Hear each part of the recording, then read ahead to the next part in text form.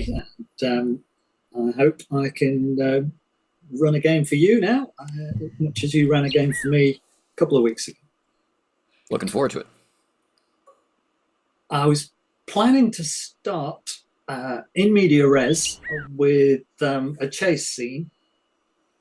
The idea of in media res, though, is it's a bit aimed towards the audience rather than the character, because the character will probably need some motivation and some explanation as to where he's been. But if we can, I'll run straight into you chasing somebody, and we'll pull back as soon as you need to know why you're chasing them. You know, whether you should call in the bomb squad or call in a hospital or call for a helicopter or a drone. You know, those things that you might think of, but we need a bit of context. Could we have a quick introduction to Everett Balcom? Sure. Everett Balcom has moved through the police department. He started early in life in search and rescue in Canada. He is a native of the UK, but has never really lived there until his adult life, and wound up working his way into, as you can see behind me, the helicopter division, the airborne division of the Metropolitan Police. But then, on one curious night, while responding to a call of a disturbance in Soho, his spotlight illuminated a strange altercation with flying chimneys and what looked to be a humanoid tiger. And he couldn't put it out of his mind, and eventually came across the SAU and transferred yet again. He's beginning his career for the third time, and he's still in his early 20s. But he's dedicated, and now he can do magic. A humanoid tiger is probably a common sight in Soho. Somebody dressed up as one anyway, but I guess it was sufficiently realistic that you could not dismiss it. The flying chimney helped. Yes, I imagine so. So you are the latest apprentice of Inspector Nightingale. For the current scenario, Nightingale and DS Peter Grant are away in Wales. Not sure why, not sure when they'll be back. Should still be contactable by phone or radio, should you need to. But the City of London has been left in your tender care.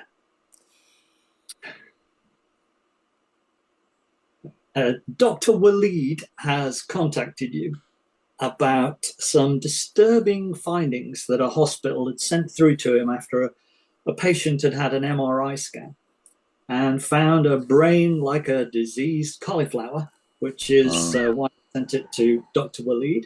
And this person is in severe danger of mental breakdown if they continue to either use magic or have magic practiced upon them, and you're not sure what the case would be. It's a guy called Mark Newbold. And you will have gone to see him, not knowing whether he's a practitioner or someone being practiced upon, to find that his wife is concerned because he's disappeared. He's had a number of blackouts recently, which is why she took him in for an MRI. He seems to sort of black out for an hour or two and have no memory of how he got where he ends up. She's got Find My iPhone on her iPhone and is able to track him down, and has come with you to track him down to a pub near the edge of a park and surrounded by a busy market. when she sees him outside at the sort of table sitting outside in the smoking area, he is drinking a beer, drinking a whiskey and smoking a cigarette. And she screams at him, "What's going on? You don't smoke." And he looks up in shock, um, recognizes her, and begins to run off into a busy, crowded market street. So let me share a picture of roughly what a busy market street looks like, just in case you've never seen one. So it's crowded with people. He's rushing through, pushing them out of the way. They're not really reacting ahead of him, so he's kind of pushing his way through. But they're filling in behind him and turning their backs on you and shaking their fists at the guy who's just brushed past. Sure. I'll reach out, just put a hand on her shoulder and say, "Wait here," and rush off in pursuit. Okay. You see her heading towards the table where there was a middle-aged, fairly attractive woman sitting there. The guy is about 26, and this woman he was sharing a table with looks to be about 40 or something, and they seem to be getting on very friendly. Ari, which is the name of the wife, is heading over to give her a piece of her mind. So, as I light out after Mr. Newbold, I'll activate my airwave to indicate, DC Everett Balcom in pursuit on foot, location. Yeah. He's IC1 male, I'm sure you'd be saying. Yes, IC1 male, headed in this direction, and send PCs to the bar in question. Okay. Dispatch will acknowledge, pretty crackly, but it acknowledges, and you can set off through the crowd. The way chases are designed to work in Rivers of London, I think you need 2 successes to catch up with someone before you get 2 fails. So the chase mechanism will be relatively quick to run. Yeah. But what method would you like to use to get through the market? And maybe a number 1 question, are you in uniform as you are in the picture on your character sheet, or are you in plain clothes? Plain clothes, being a newly minted DC. Right. Okay. But he keeps the police whistle. Fair enough. You can't see another constable in the crowd ahead of you. There's usually one somewhere nearby, but maybe not within a whistle. Now that you've called dispatch, they'll have someone heading your way. The whistle is to startle the people around me. And as he's lighting his way through the crowd, I want to move more toward the edge of the street so I can kind of sidle past. And I'm imagining there's benches and other obstacles that I can like hop up on to get an elevated view as I'm making my way forward. Yeah, the stalls back up to the edges of the roads, and some of the stall holders have built their little walls of vegetables and fruit and CDs and racks of clothing to try and fence off the back of their stalls so no one comes around and steals the money. But it's not impassable, and it probably will be quicker as long as you can succeed at an athletics type role. Right.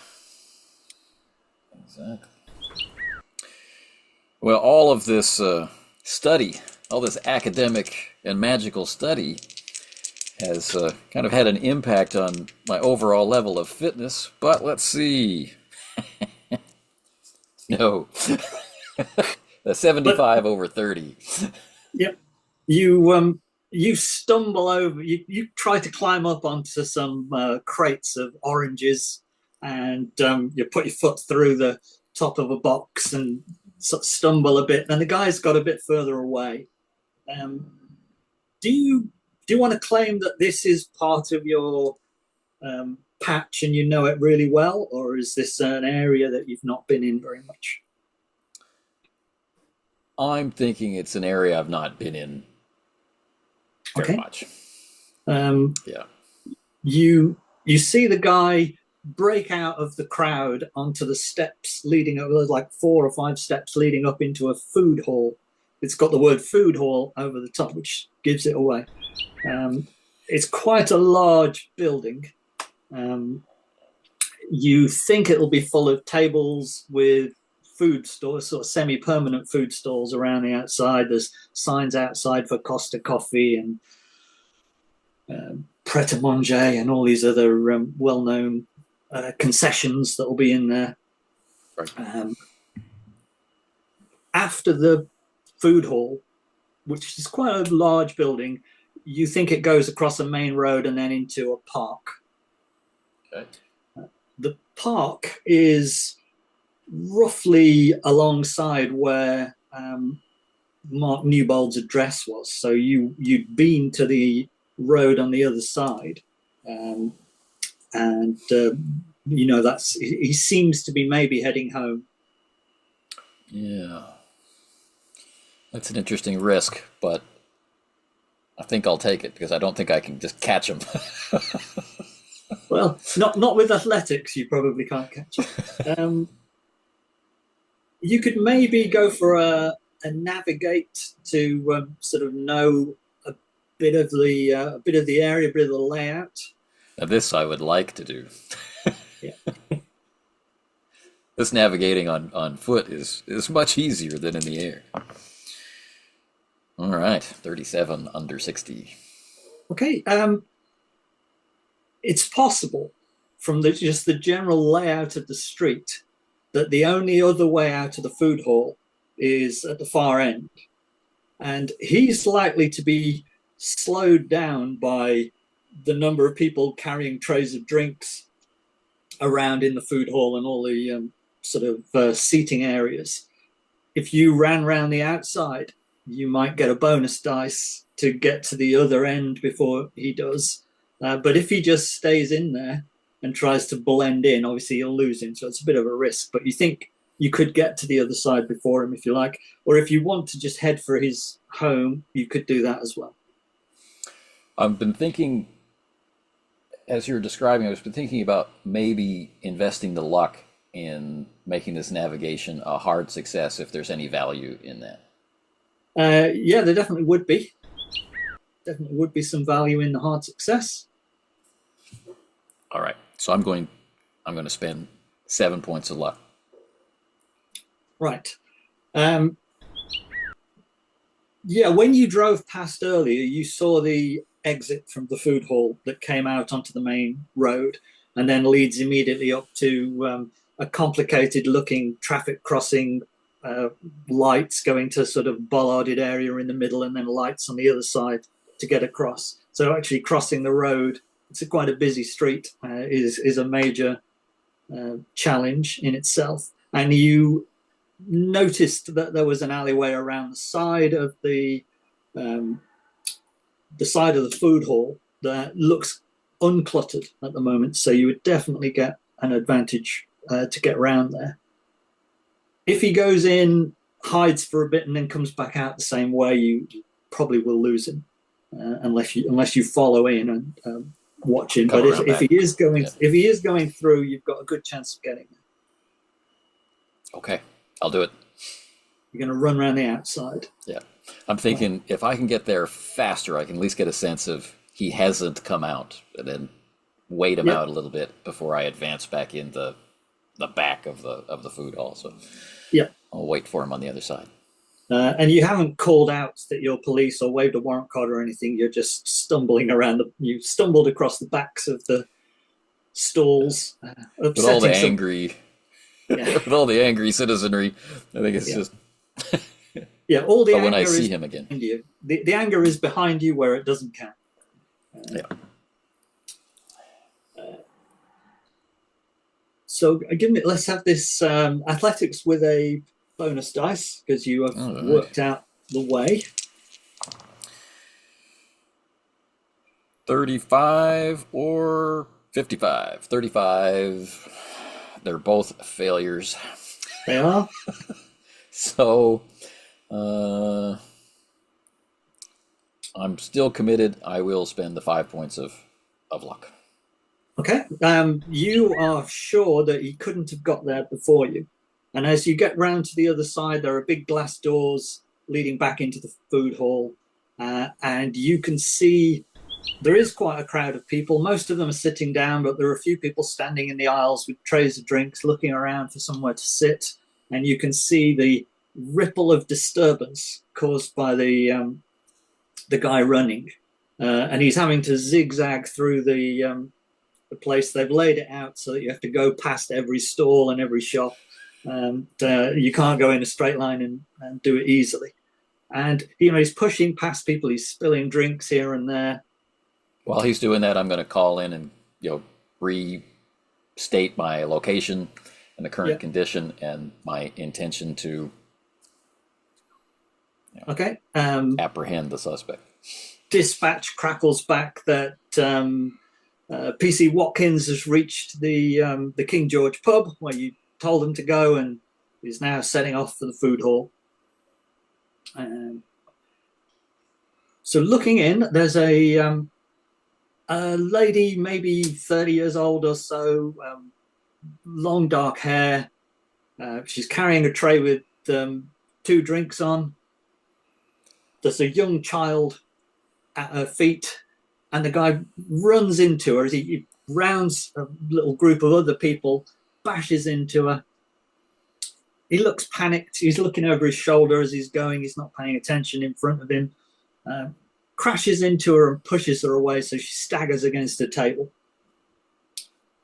And then you see the guy drop like a puppet whose strings has been cut. He just drops to the floor. I'll rush to him. It disappears into the crowd, so it's not visible. Right. I'll rush to him as best I can. Yeah, you don't think he was hiding. You think he was passing out, just dropping. Could I have a read person check, please? Sure. And this is as you're wandering in there. No. Okay. There's a crowd of people around him. The woman who was knocked against the table just sort of rights herself, looks at herself, and she's covered in coffee, and looks shocked and surprised. Is staring around. There's the little girl that was with her, who's hot chocolate with masses of whipped cream and an umbrella has gone spread across the table, is crying. I told you there'd be someone crying. Someone will cry. Yeah. And the woman sort of rights herself, looks kind of indignant, and then stumbles away, heading outside, heading back past you out the way you came in. But there is a crowd of people looking down at this guy, and people are shouting, "Give him room, let him breathe. Someone call a doctor." Did that woman just abandon her child? Is that what I heard? Yes. Yeah, you she's walking out. The child picks up a handbag and goes, "Mum, Mum, Mum," and runs after her.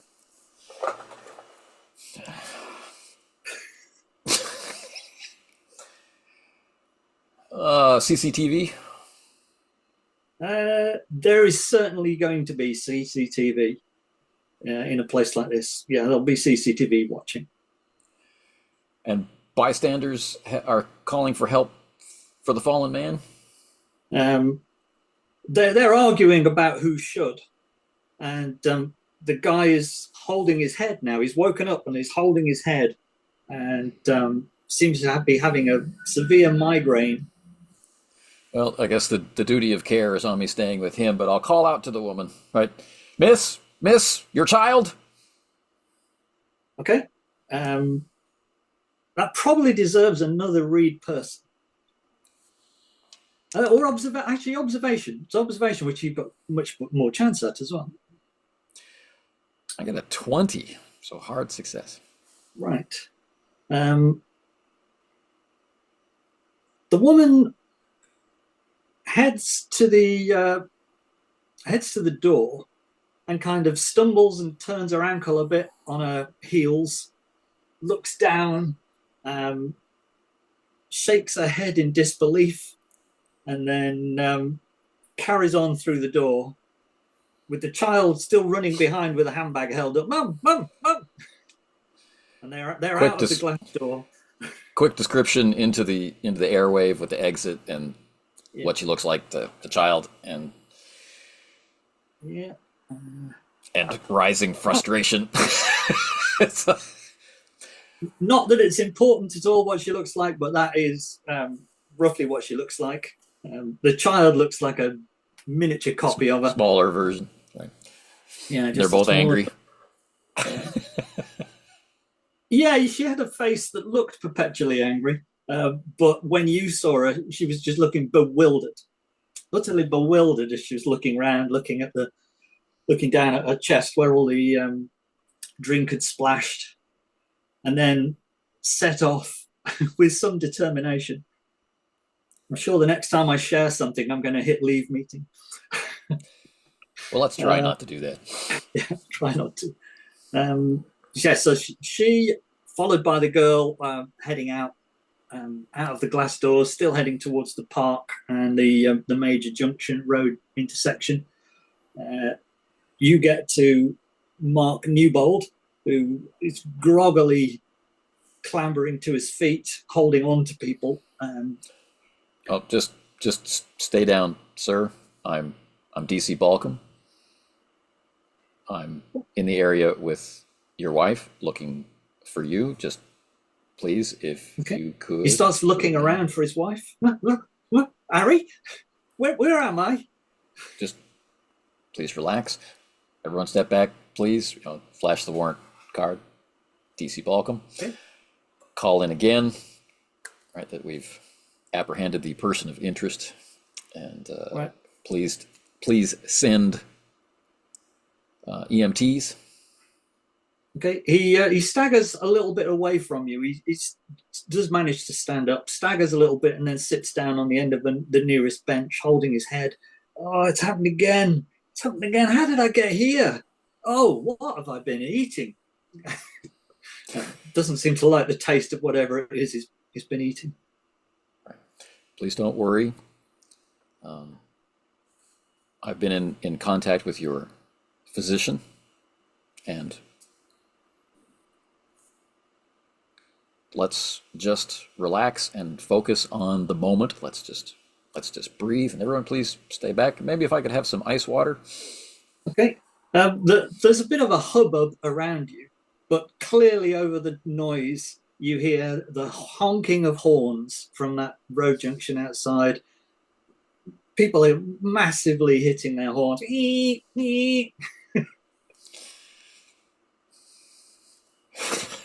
Does anyone have does anyone have eyes on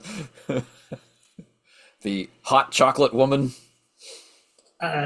No, but you see the helmet of a police constable come into the food hall at the other end. He's caught up with you and is running through. Don't let him leave. EMTs are coming. Okay. Yeah, your dispatcher said EMT's on the way. ETA 4 minutes. There's a second PC arrived at the pub where there's an altercation between two ladies outside. Bring Mrs. Newbold to the food to the food hall. Okay. Yep. Yeah, you can do that. The Constable Watkins arrives and is sort of taking charge of the situation as best he Awesome. can. And I'll I'll follow my instincts and chase the bewildered hot chocolate. Why am I wearing high heels, lady? Who's abandoned her Yep. child? Yep. She has clearly gone across both junctions, not waiting for the lights to change. Cars have sort of screamed to a halt. Doesn't look like there's been any actual crashes, but there's been a lot of angry people hitting horns. Right. The child has just reached the edge of the road, still with the handbag, and steps out in front just as they're about to start moving again. Well, I will run as best I can, blasting on the whistle, flashing my warrant card, going for the child, of course. Okay. Um, I wonder if it should be social. I think it should be social, but you waving the warrant card gives you a bonus dice on social. So you're trying to sort of attract attention and whistle and command people to stop. So I think it would be social with a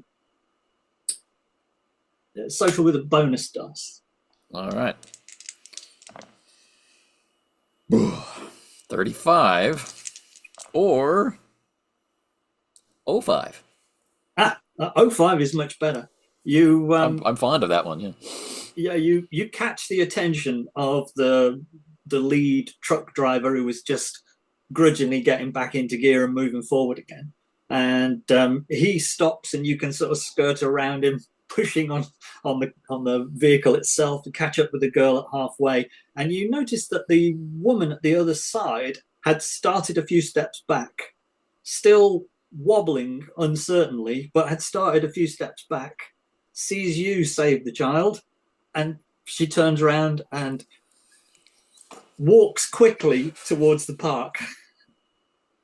Stop! Okay, you are You definitely with the hot chocolate blouse. Stop!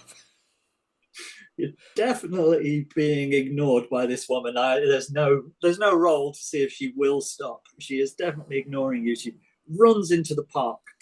Actually, I'm gonna show a brief map of the park as well. Just the this is the photorealistic one that I made earlier.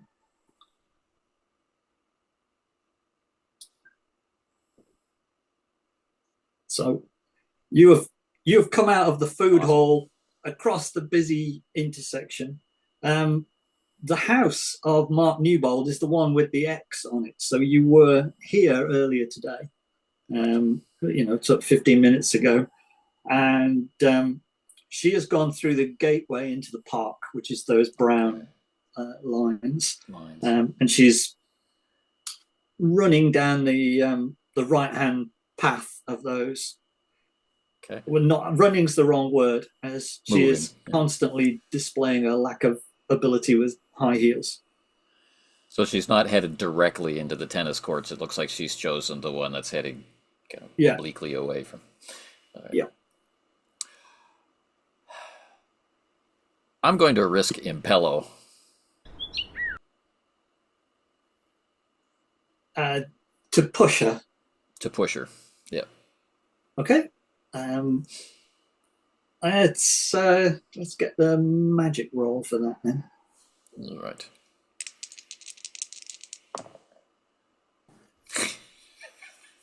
83. I say no.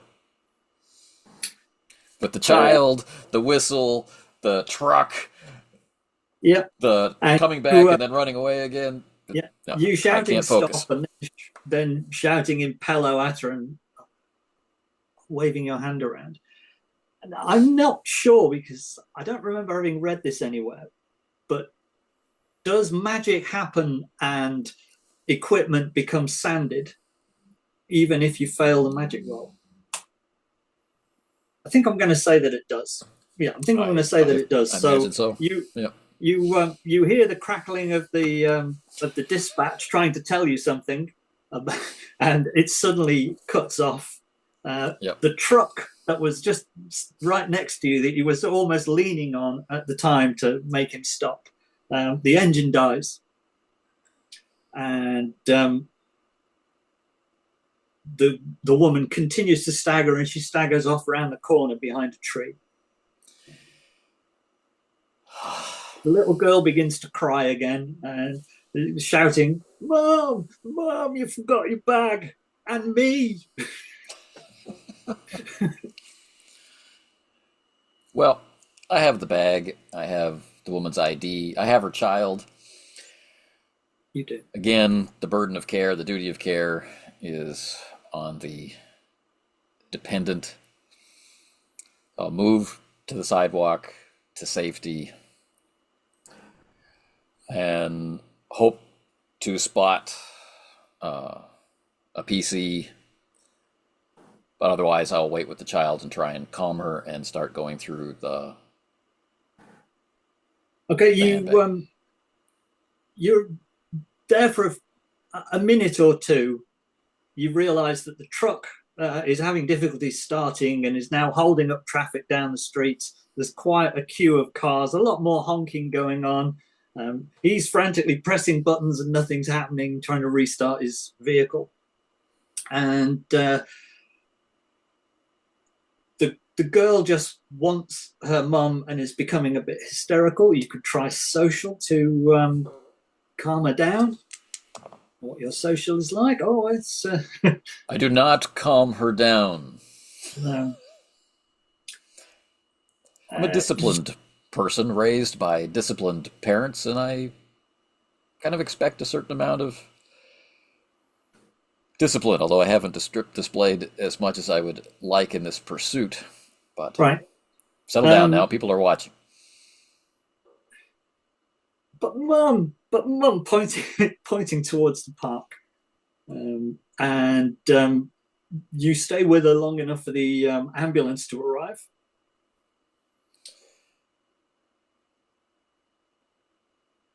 And then all of a sudden, the girl who had been quiet, just sort of sobbing quietly to herself, suddenly looks excited and points and says, "Mum, Mum!"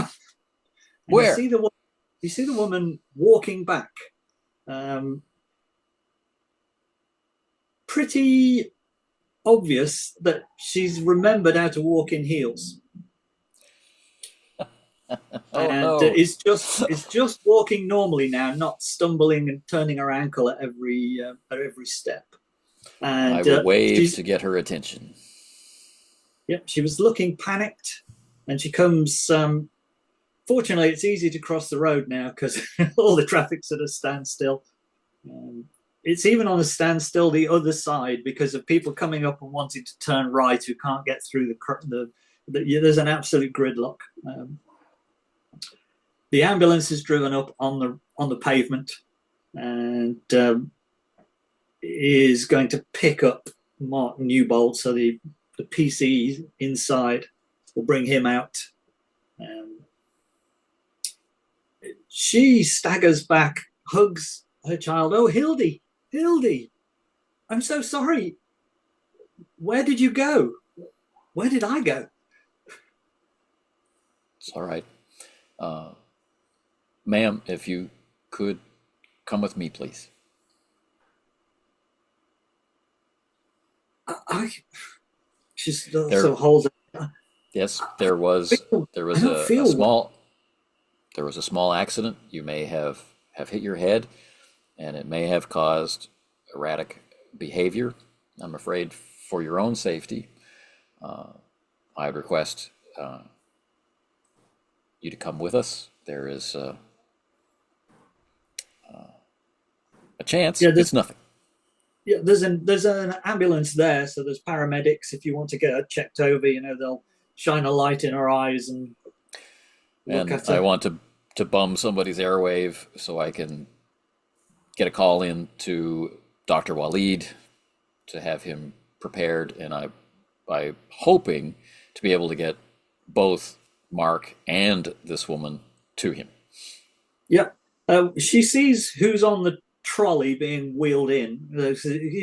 He could walk, but he's very unsteady on his feet, so they've put him on a stretcher and wheeled him into the back of the ambulance. And when she sees him, she kind of recognizes him. This is the lout that crashed into me. Yes, and like you, he is experiencing memory problems and unexplained behavior. So it's very important that we get you into urgent care. There's a doctor standing by for the specific purpose. Okay, that's easily enough to calm them. Well, Hildy will have to come too, unless you think it's Definitely. contagious. Absolutely. Either way, she'll need to go. Right. Um, We don't want to separate her from her mother again. Guilt. yes, yes, she's looking guilty and is glad to get her handbag back at least. Um, so she climbs into the other side of the ambulance and sits on one of the chairs there, and somebody shows her how to pull the seatbelt on, and they put the child in a safety seat as well. Um, the Dr. Waleed, you will be able to get the airwave off one of the constables, and he has arranged for them to jump the queue for MRI scans and get in at one of the local major hospitals. Let's call it Putney General. I haven't really thought exactly where in London this was, but we'll go for Putney. So it's Putney General Hospital that will be dealing with them. You can see the other constable with Ariadne Newbold coming out of the glass doors, looking around. You wave her over. Okay. She would happily climb into the back of the ambulance with Mark if that's what you wanted to do. Well, it depends on the seriousness of the fracas that she started in front of the bar that or the pub that we The PC who's brought her along says that it was more of a shouting match with some mutual waving of arms and understood. not actually just waving arms at each other rather than any actual damage was caused. All names have been taken down. Yeah, that was Janie Dodson, who says that he never said he was married. And he offered to buy her a drink, and all they'd done was talk. All right. Yes, Miss Newbold, if you would come with us. Right. What on earth were you doing, Mark? Oh, I'm so worried about you. And wants to get in the back and look after him, but at the same time wants to punch him. Right. Just sitting between them and rubbing my head. Okay. Yeah, you'll be taken to the hospital. We'll wind back a bit to give you a bit more of the how you arrived at this point. The medical report on Mark Newbold that had come through to Dr. Waleed was that he's had about 10 incidents of blackouts where he's come to, usually in the park. He has no memory of the things that he's been doing for the last hour or 2 hours. His wife was getting very concerned about it and forced him to go to hospital and get a checkup. They gave him all the usual checks and then gave him an MRI. And because some diagnostic flags had been set, the MRI scan of his brain went over to Dr. Waleed, who thinks that he's repeatedly cast spells beyond his ability and has fried his brain, or has had magic used on him and fried his brain that way, and that he's really in danger. He's had so many of these that another 1 or 2 incidents of this kind could well give him irreparable brain damage. And based on just the little that I've seen, smoking, drinking, and Fraternizing. fraternizing with unknown women fleeing from his own wife, and then mother fleeing from daughter. I have a sneaking and creepy suspicion some sort of possession or riding of people might be in evidence. Yeah. The name of the scenario, by the way, is Nine Tenths of the Law. On a completely unrelated note. Totally tangential. Yeah. Yeah. Uh, yes, the woman, Margaret Foster, um, she says she just woke up on the park bench just round the corner from the gate, and she doesn't know how she got there. She doesn't remember getting there. All she remembers is being crashed into by the silly man who has ruined my outfit. And I seem to have twisted my ankle a bit. And I've got a headache.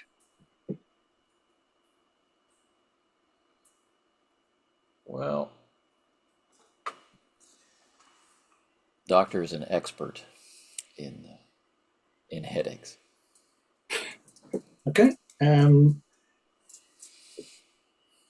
Ariadne will sort of explain to Mark that since he last went missing, she put Find My iPhone on location tracking so that she could track him if he went away mysteriously. And she can also tell that he's been spending money in the George pub. He's been paying for it on his phone. Has he been going there each time? Each time since she started to track him, or just no, this time? No. This is the first time he's been to the pub, but he's been to a convenience store. He's been to a cinema. He's been paying for tube trips across London.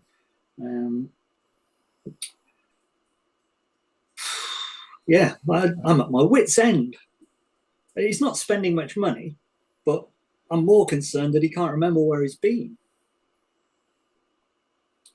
If you're making this up, Mark,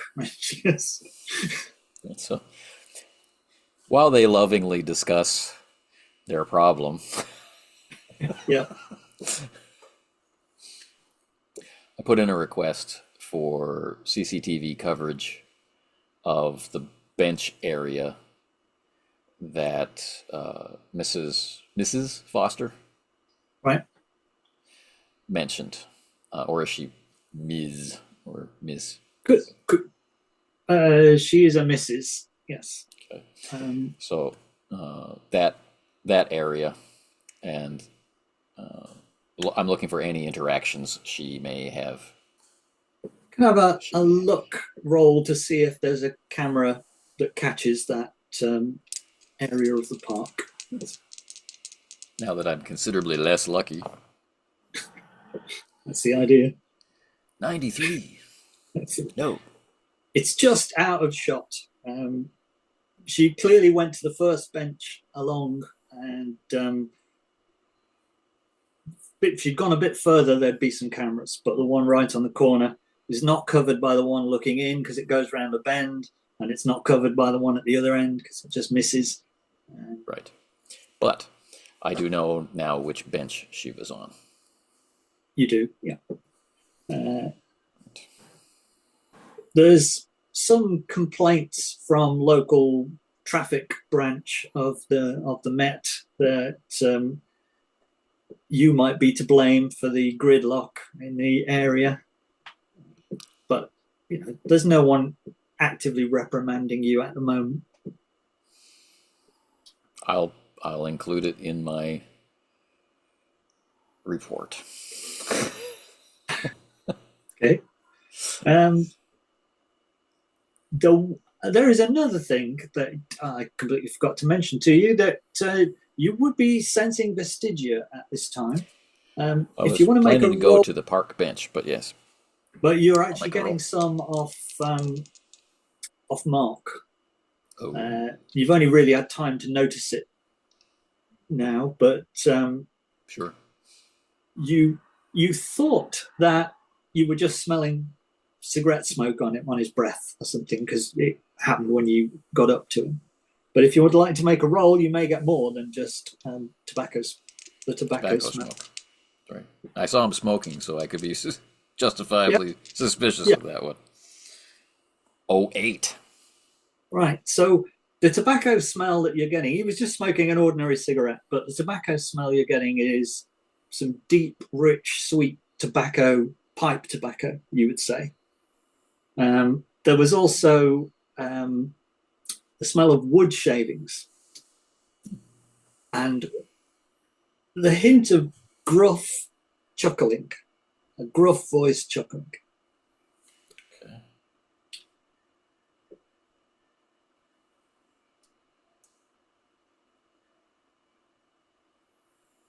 The woman who came back, Margaret Foster, the smell of the pipe tobacco was on her as well, Okay. Now, but this very faint, chuckling, very is faint. this Yeah, like a gruff. malicious feeling or jovial enjoyment, smoking my pipe and drinking and Um, laughing, chuckling? let's go for a read person check for that. It's a difficult call, but a read person check might get that. I wouldn't normally be doing this many rolls, but they all seem relevant. It's very hard to say. It wasn't like cartoon character malevolent. Mustache twirling. Yeah, there was no moustache twirling in it. So it's hard to read. I mean, it might have been genuine enjoyment at someone else's misfortune, or it might have just been genuine enjoyment. It's hard to know. I've spent my careers before this becoming dispassionate and separate so that their grievous injuries do not disturb me. But now reconnecting as a police officer is proving to be difficult.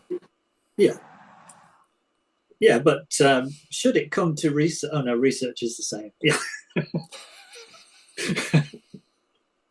Should anyone want a helicopter though, you're the man. Um, uh, yeah, so Ariadne has mentioned these various places that Mark had gone and spent money. She can give you a list of the disappearances and when they were. The first one was when he went out to play tennis. So there's tennis courts in the park. He Right. looks like a really fit guy, very handsome guy, and he plays a lot of tennis, goes jogging.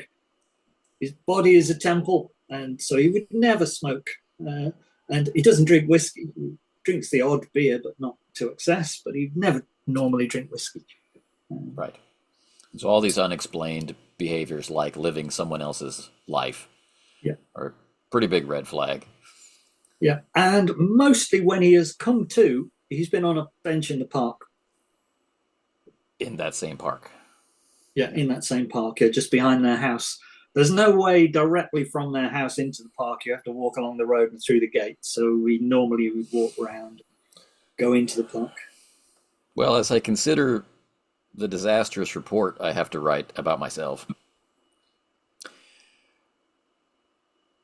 I'm going to go walk along those benches, get a sense of the area, see if there's a particular feeling Okay. and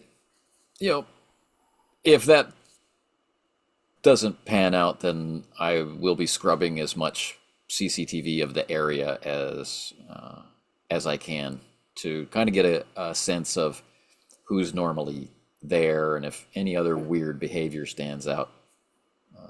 Um, Dr. Waleed will take over from you when you reach the Hospital. hospital. Take sort of care of the two people who are being examined, and PC will be there as well to look after the wife and the child while the investigations are going on.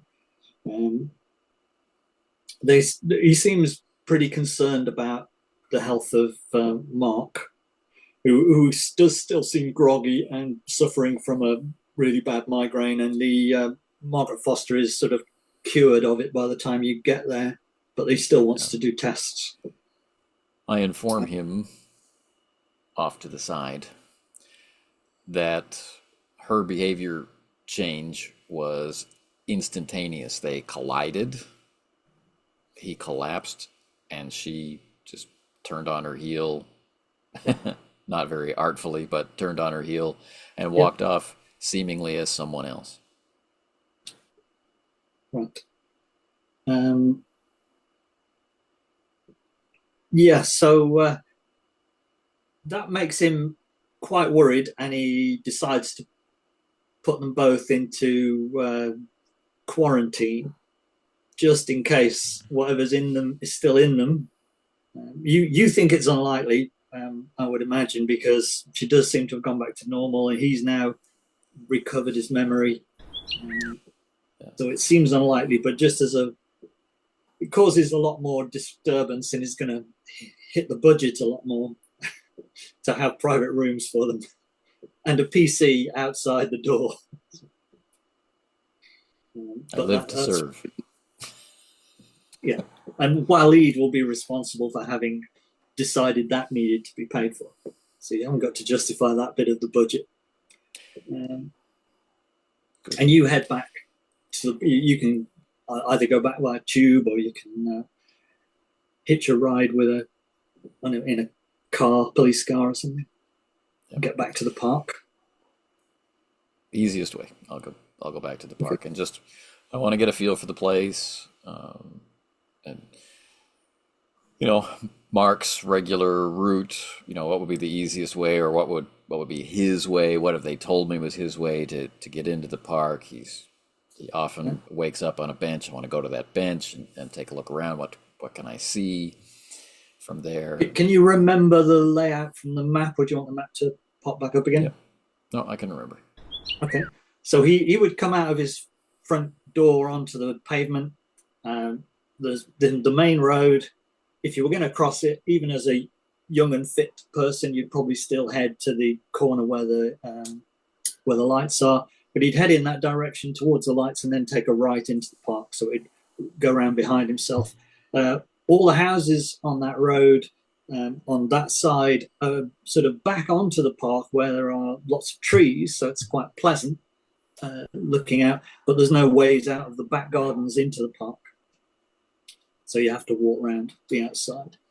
The park's quite busy. It's got fairly wide footpaths.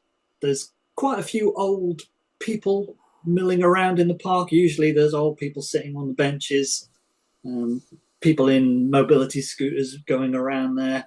There's one of the I think there's three sets of flats opposite it. The middle one is a retirement complex, and the other two, which are taller buildings, are just ordinary residential.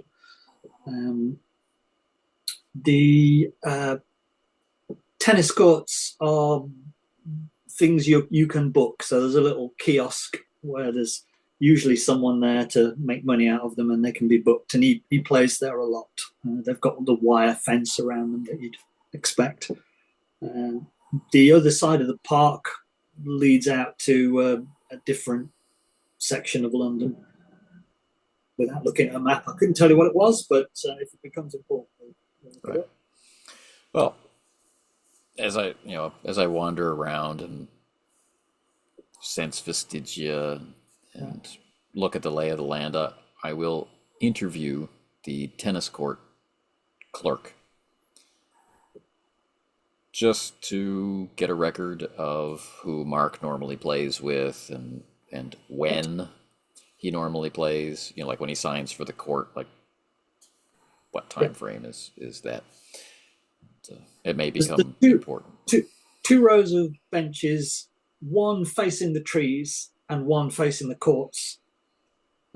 So facing the trees, quite a nice look, and there's usually squirrels and stuff running around. It's quite a nice park. And then rising up above the trees, there's the flats on the other side, apartment buildings on the other side, and you can see the top 3 stories of one of the apartments and the top 6 or 7 stories of the other 2 taller ones.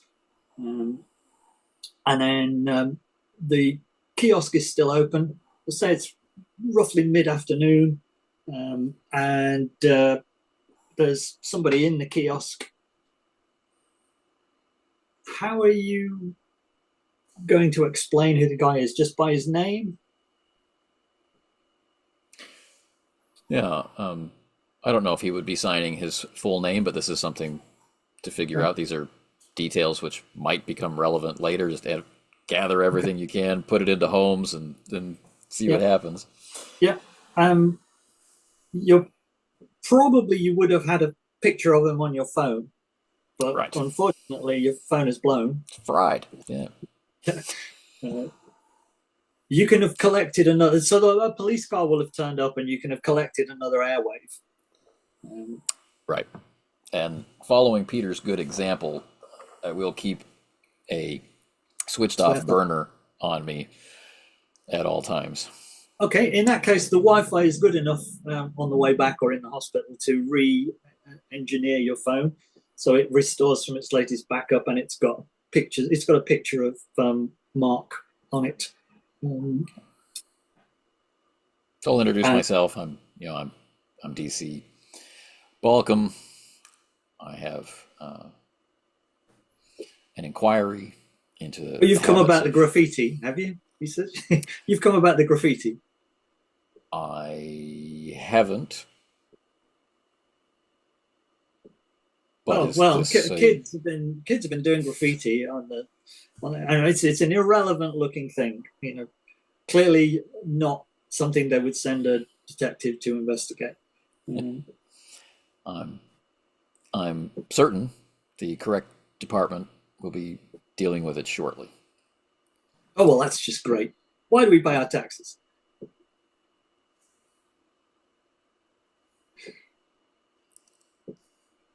So that other inquiries can be made, perhaps. Now, I believe you're familiar with this gentleman. Oh yeah, Mark something. Yeah, he comes here a lot. In fact, I was thinking of banning him. Oh, really? Why? He's booked the courts a couple of times and then not turned up. Not making any friends among his friends who turned up to play. So we had 3 people where they had to play single against doubles while he was not around. But it's happened twice. It's happened twice in the last 2 weeks. Okay, would you? The timing of this is important. So who he played with, who he failed to play with, and when these things happened are relevant. What's he done? What's he done that he needs an alibi? Eh?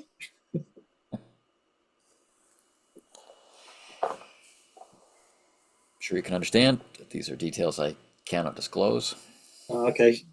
The guy reads through his book, and he can give you the dates. So 2 days ago, he failed to turn up for a game he'd arranged with 3 friends, and about a week before that, not exactly a week, maybe 8 days before. Right, so I'll take he notes. says they normally play on Wednesdays, but I think that time they were playing on a Tuesday. Right. I'll take notes of these. I'll also take a picture of his log just in case, and email it doubly just in case I decide to randomly deal with magic. And thank him very much for his time.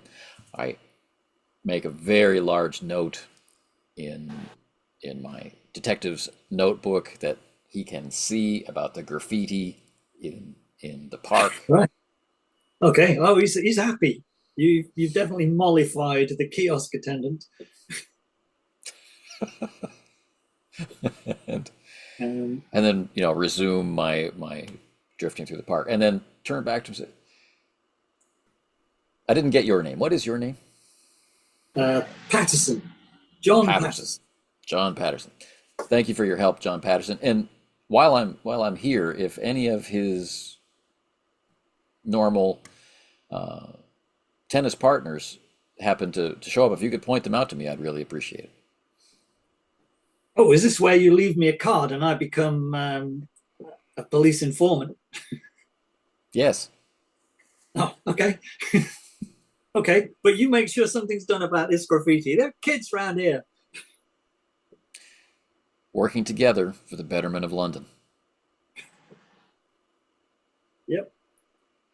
Yeah, he takes a look at the card and pockets it somewhere. Yeah, I'll be sure and let you know. In fact, he'll look ahead. Yeah, they're supposed to be playing on Wednesday. It's Saturday afternoon now. They're supposed to be playing on Wednesday next. I Thank you was very much. thinking of just cancelling him. He keeps messing us about. I wouldn't I wouldn't ascribe malice to it. Just saying. Right. Okay. I'll So I give him leave another him, chance then. and from these benches, those apartments and buildings across the street, they can see these benches just as easily as the people on the benches could Yeah. see them. As long as you're more than 3 stories up, you've got an uninterrupted view over the trees and into the park. Yeah, the trees aren't that huge. I'm going to spend some time investigating benches. Okay. From all the benches, um, you can see the same kind of view of the trees and the stuff behind. Uh, from the benches that are facing the courts, you can really only see the courts. So it's Okay. where you would sit if you're coming to watch the game. I'm particularly This, interested in the bench upon which Mrs. Foster regained her senses. There for a initial vestigia assessment to right? determine if there were a possession or a transfer of some kind, and if it happened there, maybe there'd be something to Okay, find. you can try a sense vestigia there. It's not been that long; it's only been an hour or two since it happened. There's a stone floor, which could be good. Wooden bench. 92. I'm benching these dice for other dice. Right. I think one of my RPG a day comments was about I can't understand people who give up on their dice. I have a whole bunch of new dice, and so they had a short window in which to impress me, and they've Right. impressed me, but maybe not in the way that they expected. Yeah, These inanimate they'll objects. be they'll be great in roll high games. Yeah. Um, so you do pick up the same pipe tobacco smell that is strong enough that you do pick that up from around the bench. But then it looks like there has been lots of smoking around the bench. There is near to the benches. There is a sort of a bin with a plate across the top of it that people stub their cigarettes out on. So people are allowed to smoke in this park, and there are even occasionally small piles of tobacco that have been knocked out of pipes. It's pretty rare in the UK. That's pretty rare that people are smoking pipes still, but Well, so a few people still do. I will get up close and personal with the ash can and see if there's anything there to sense. Um, well, yeah, don't bother making the roll though, because it's pretty clear that there's no magic has happened around the actual cigarette dumping area. I mean, if you were Sherlock Holmes and you'd done a monogram on different types of tobacco ash, maybe Maybe. Yeah. there might be someone in another department who can do that kind of thing. All right. Then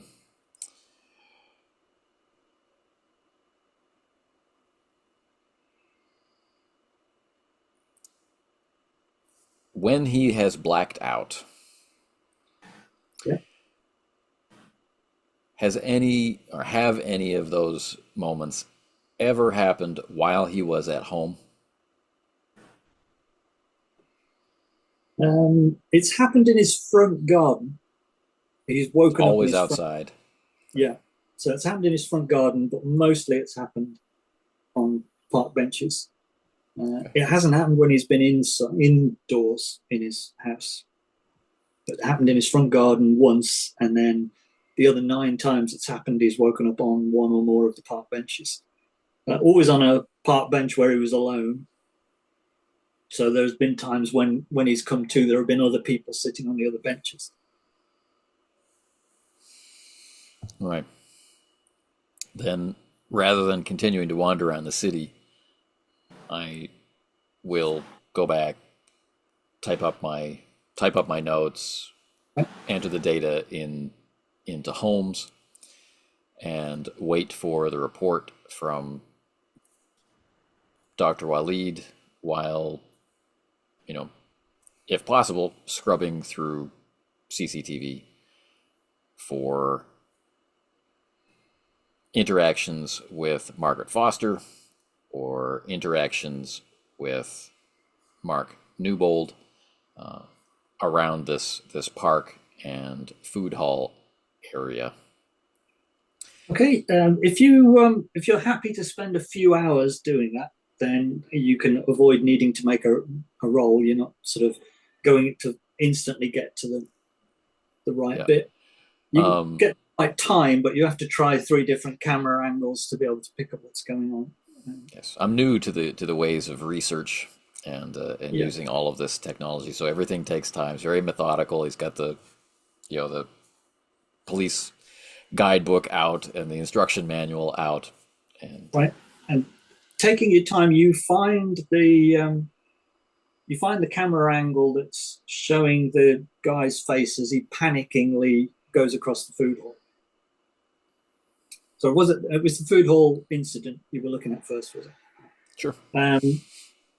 So he's clearly looking panic stricken, staring back over his shoulder, thinking he's being pursued, even though you not pursued him, but he clearly thought he was being pursued. Desperate to get away, It's sort interesting, of right? pushing through people and sort of spinning them around. But then he kind of tripped, grabbed the woman's bare arms, Margaret Foster's bare arms, and sort of slid down her body, but then just collapsed as though his strings had been cut. He was just down. He hit the ground pretty hard. Mm. And then you see her looking shocked and surprised, staring around and staring down at herself.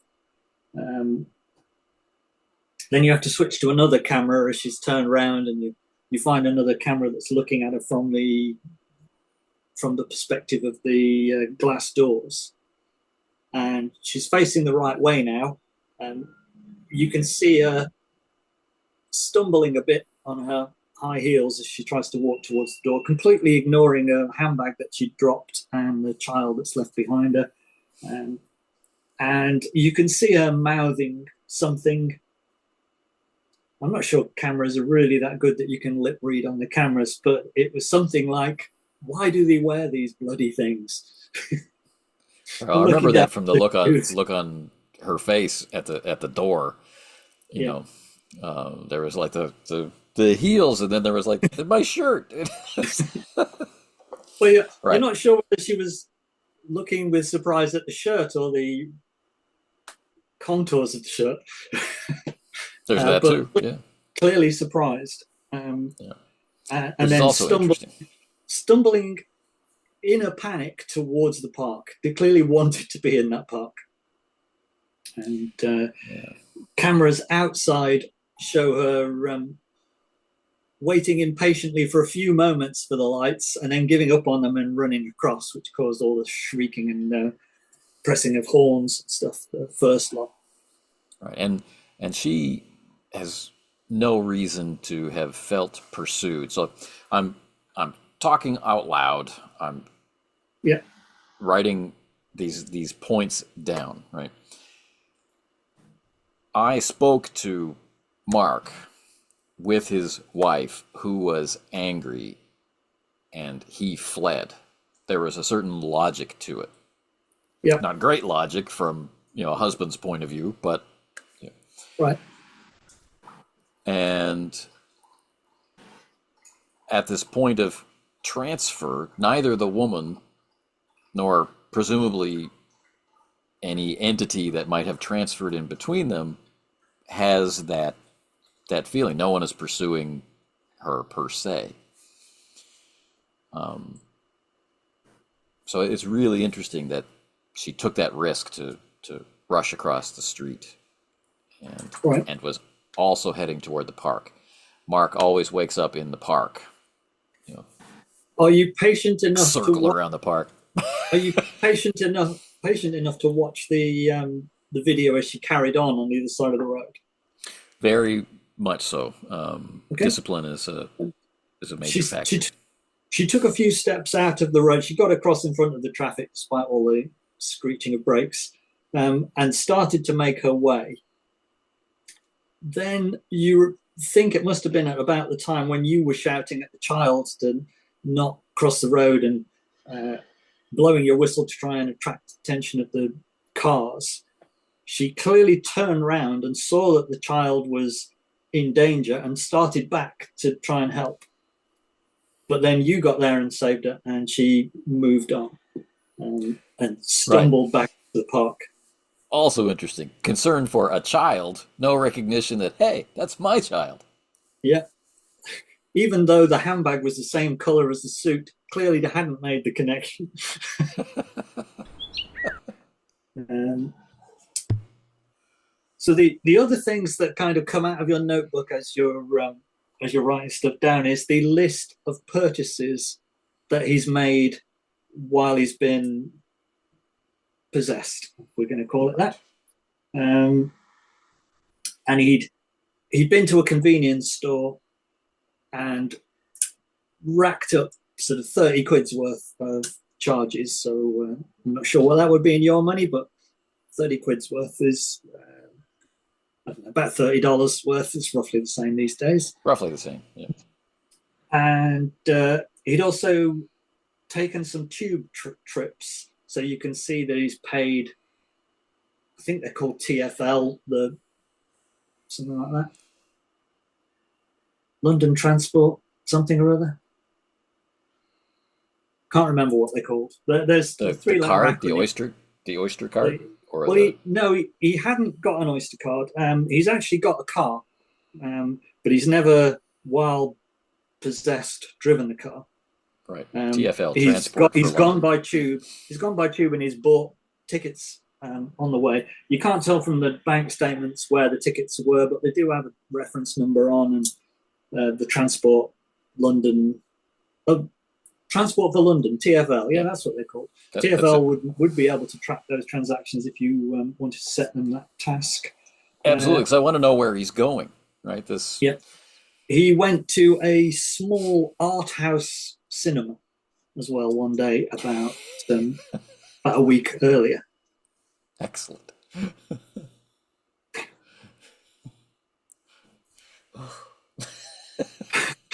Don't worry, it's not as seedy as it sounds. No matter how this small art house cinema plays out, it's it's probably not the type of cinema that I'm going to enjoy. But the investigation is starting to Yeah. really grab my attention. All right, time of day. Time of day now will be 8 o'clock Saturday. All right, so tomorrow, well, no, 8 o'clock Saturday evening would be a prime time for people to go to the cinema, for it to be open and possibly to talk to management. I wonder. There is a time on the transaction and the bank statement. So we went to the cinema at 3 o'clock in the afternoon. Right. Well, I'll go online and see what movie it was and what contact information there Okay, is. let's go for a research then. And I think because you've got a good clue, you can have a bonus dice on a research. Oh, thank God. But it's just that they may not keep online the records of last week's showings. Yeah, but you might be able to find. Right. If I can't find last week's trades or Right. whatever with the movie listings, it's just easy enough to imagine that I can't anymore. Yeah. Then at least a contact number for the cinema itself. They'll know what they showed Yeah. last week. Yeah. And And the cinema is open at the moment and is showing an evening showing of a Star Wars triple bill. They're halfway through a Star Wars triple bill. I totally changed my mind about this art house cinema. They're only showing the good ones. I'll also do a quick search on homes for any altercations that have happened that match up with the window of Mark's trips to this place, Okay. Um, like abandoned children or whatever. All right, here we go. and chill, Research. with a bonus dice. Wow. I can choose between an 05 or a 15. I feel like a champion. Yes. So these are both hard successes. I'm amazed. Uh, so you can't find out exactly which film was being shown at that time, but at that time on that day of the week, they are running old British horror films, like Hammer horror Right. films. So that seems like a regular um, showing, but you can't find out without speaking to somebody what it was showing last week. Okay. You can not find any correspondence with abandoned children or other strange occurrences. Right. And Ariadne Newbold had not managed to convince her husband to go to the police with the troubles. She'd thought it was a medical thing rather than something worth going to the police about. So she'd not actually reported the missing time periods. Right. I mean, something may have happened and they didn't report it or they didn't consider Yeah. it. I don't imagine anybody in the food hall is going to report that a man fell down, to the police. It's already been taken care of. Everybody's already forgotten. But Yeah. When he's come round, he's always been sort of seating comfortably on a bench. Apart from the right, time that it happened in his front garden, and then he just fell over on the lawn and woke up face down on the lawn. right, It's a tiny yeah, lawn because it's a London house. It's barely enough room to fall down in. right. Lucky he didn't impale himself on his picket fence. Yeah. All right. So I'm going to get on the phone with to speak to the manager at the art house just to confirm, dot all the T's and cross all the I's. Okay. We'll call it Soho Art House Cinema. All right. Adding the word Soho to the front makes it seem even more seedy for someone of my age who remembers that was what Soho was famous for. That's right. I'm DC Balcom, and I'm calling about your showings last week. At these times, I believe you were showing. But you've missed them. Yes, yes, I have. Jovially says, "Oh, you've missed them." I was curious what they were. Oh, last week in the British horror slot, it was Little Horrors.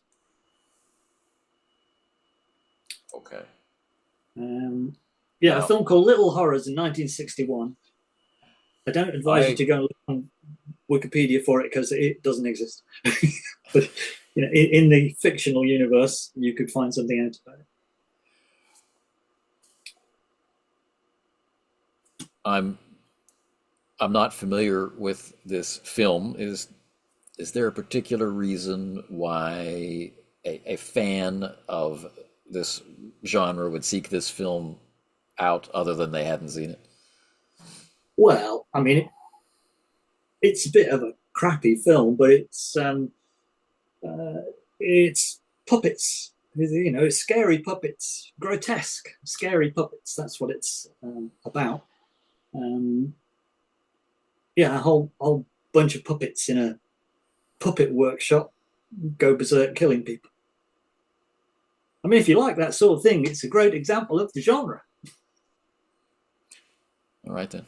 Now, during any of these showings at these particular times, I list off Mark's visits. Well, he's only been once, and it was for that one Okay, thing. Yeah. for his visit. Did anybody report any disturbances of of any kind?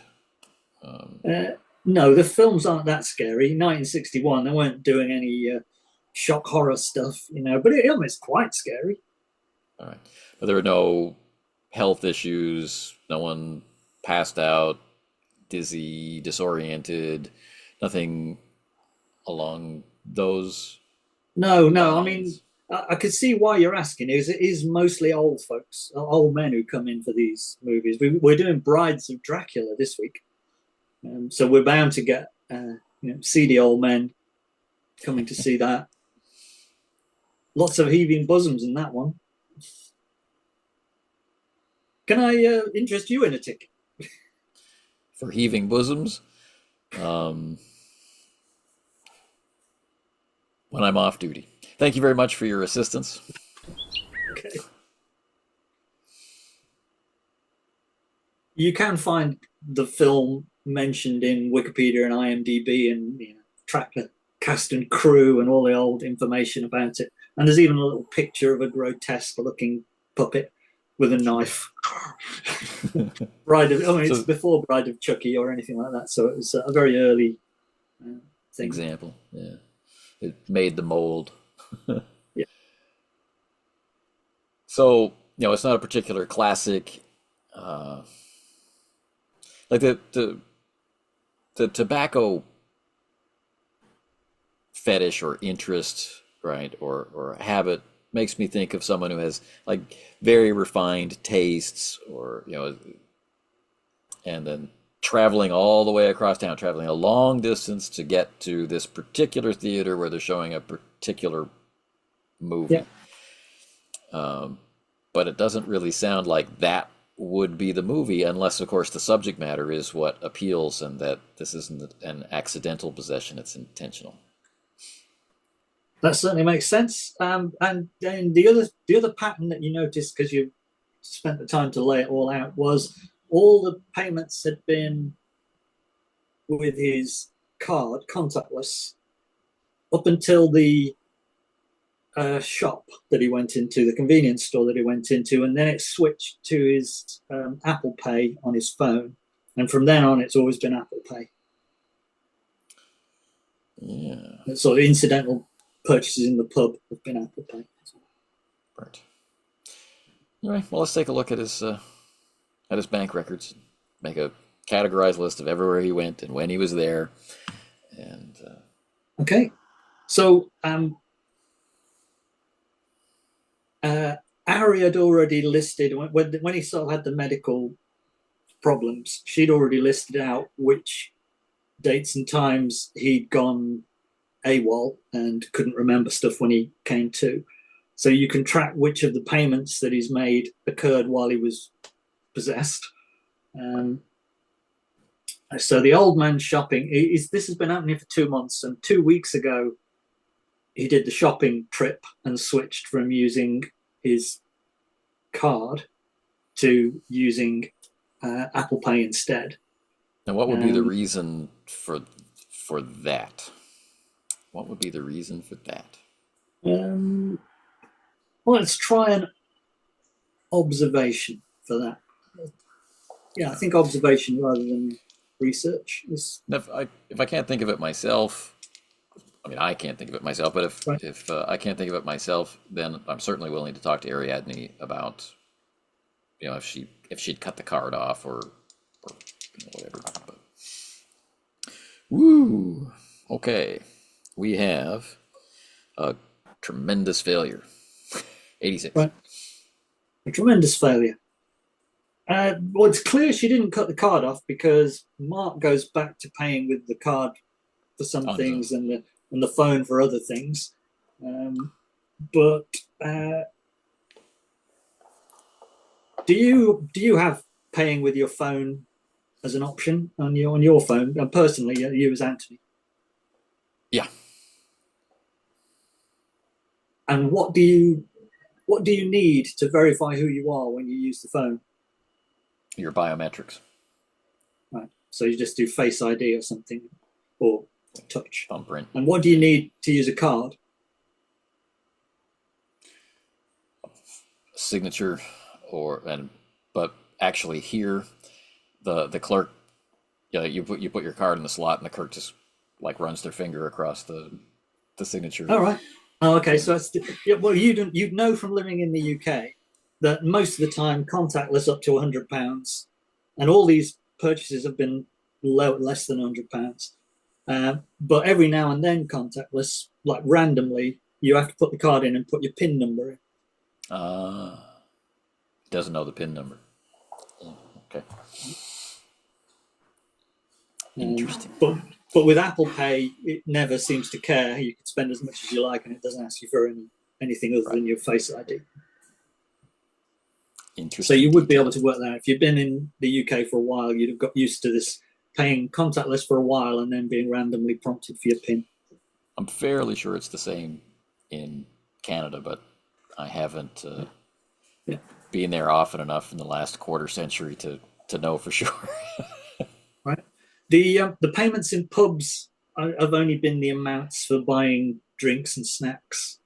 The shopping, I think it was about 30 quid's worth, and that was 2 weeks ago. So you probably wouldn't be able to get CCTV from the convenience store, But the you receipt, might get lucky. the receipt of what he bought.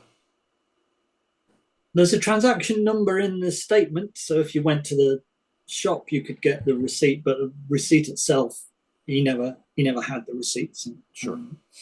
All right, so I'll give myself an action. I'll enter it into Holmes. Yeah, that's the right terminology. Right terminology.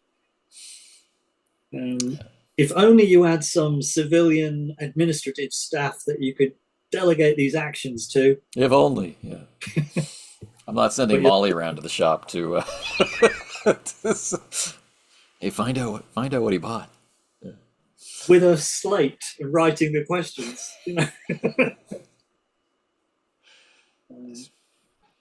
All right. So that's interesting, you know. Yeah.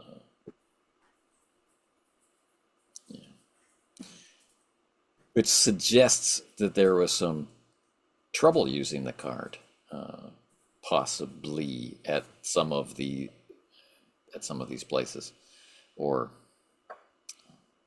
then I had to switch to. Yeah, I think once it's randomly asked you for a PIN, it will carry on asking you for a PIN until you put one in. Enter it. And so switching to the phone avoids that problem. Which again makes it feel like possession, like joyriding in someone else's body. There's some intention there. There's some self-awareness there. The whole behavior of Mrs. Foster backs that up as well. It's like, like totally surprised at where he was and who he was in, not an intentional possession of that person, because then you wouldn't be surprised that you were a woman. There are books in the Folly Library about magic, but the real deep learning about magical effects would be from Post Martin at the Bodleian Library in Oxford. Right. So, and he probably would take instruction from you in the absence of Nightingale. Or you could contact Nightingale and go through him. No, I think Post Martin the pirate might enjoy the opportunity. I don't want to disturb Nightingale unless I've screwed up worse than I already have. Yeah. You want to present him with a solved case. Yeah. Or at least all the pieces, and he's Right. But yeah, Yeah. You don't want so I've him typed up my saying, report. you even looked up possession in the library. Yeah. So that's next. Go into the mundane library, follow through and find the notes on possession if I can.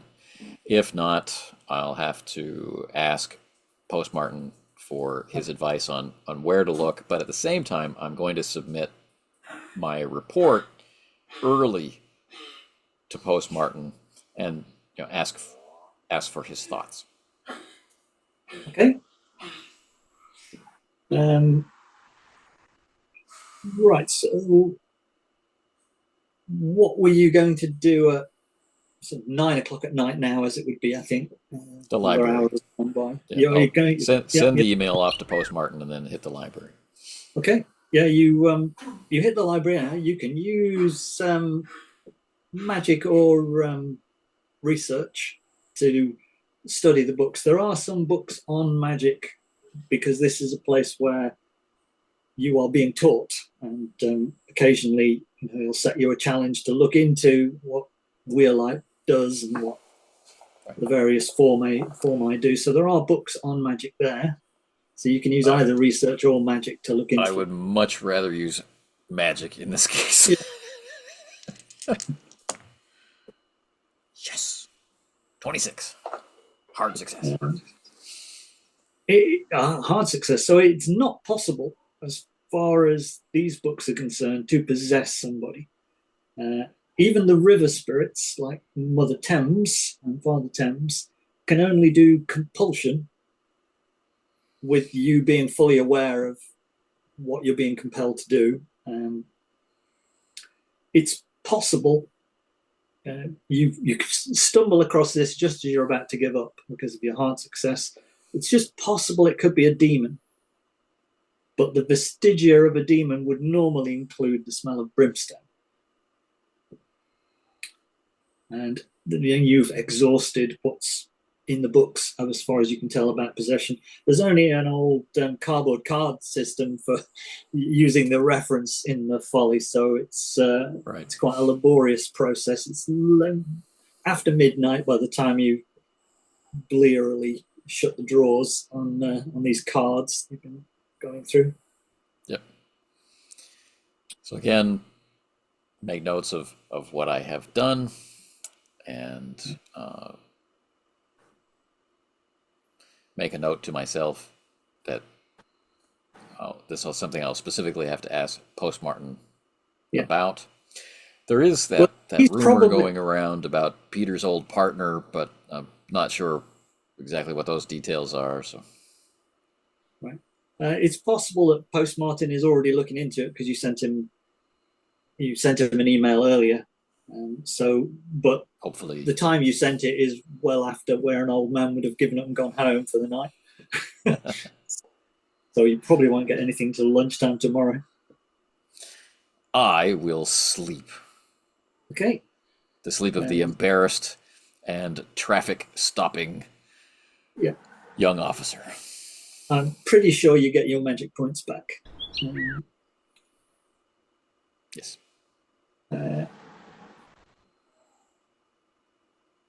The next morning, Dr. Waleed will have emailed you bright and early.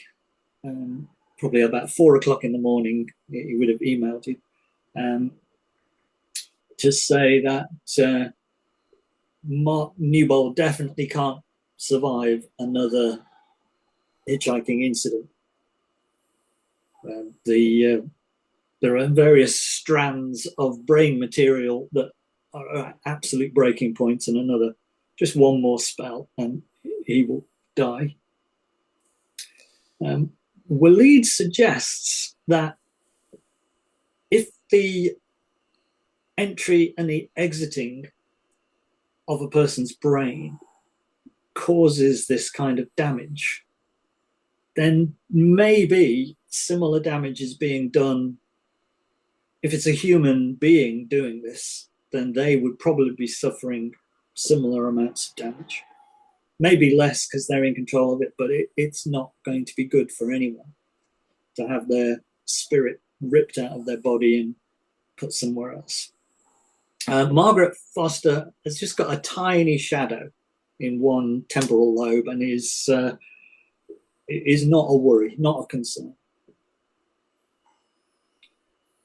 Am I okay to release her into the back into the wild?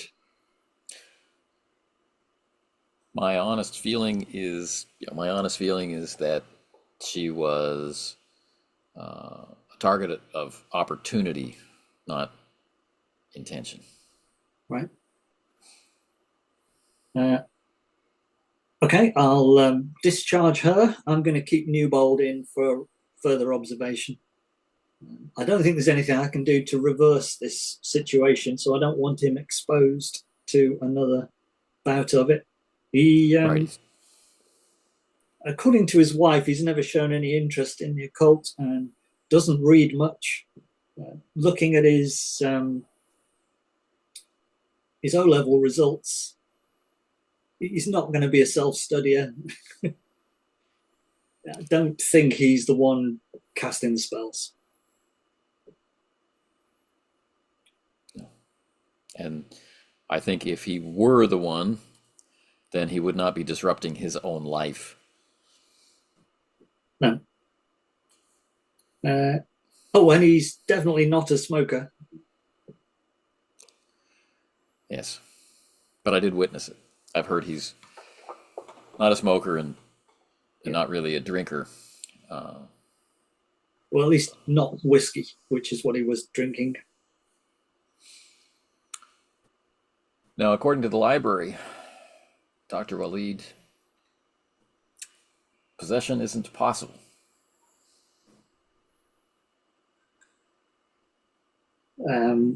Yeah, there's no format for it.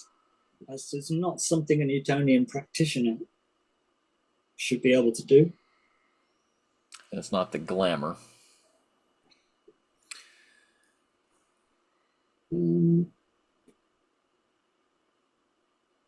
Yeah, Waleed's not a magical expert, Yeah. so he's more an expert in forensic thaumaturgical pathology. Yeah. So he's not going to give you any more answers on possession, other than that it's clearly bad for people. No other cases have cropped up. Missing time. No. I mean, I've got some flags in the medical database that look out for symptoms of HDD, and that's how it came across my desk. Otherwise, we would never have known, really. The ordinary medicine would have not known what to make of this. Now, we've learned from Ariadne Newbold the number of blackouts that he had reported or that she was aware of. Yeah. How serious did it get before you were flagged?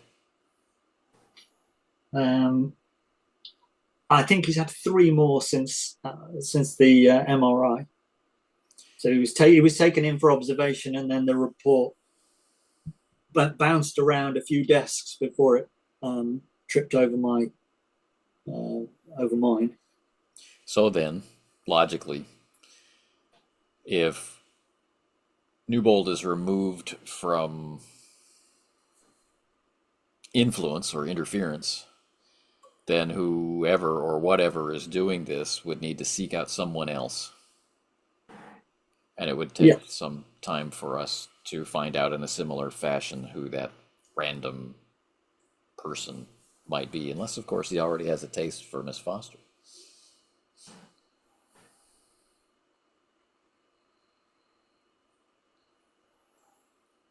Well, I could not condone using either of them as bait.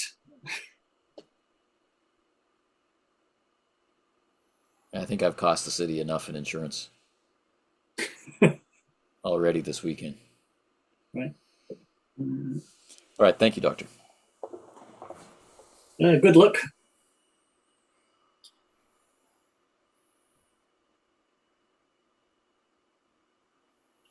All right. So it's Sunday. Sunday morning. check homes, see if there's been any updates about anything. Had you left any actions for anyone else? Just about the graffiti in the park. I actioned myself, but I did that as a phone call. Yeah. The message, there is a write-up back on the graffiti in the park. It's just kids leaving tags, and we can't do anything about it.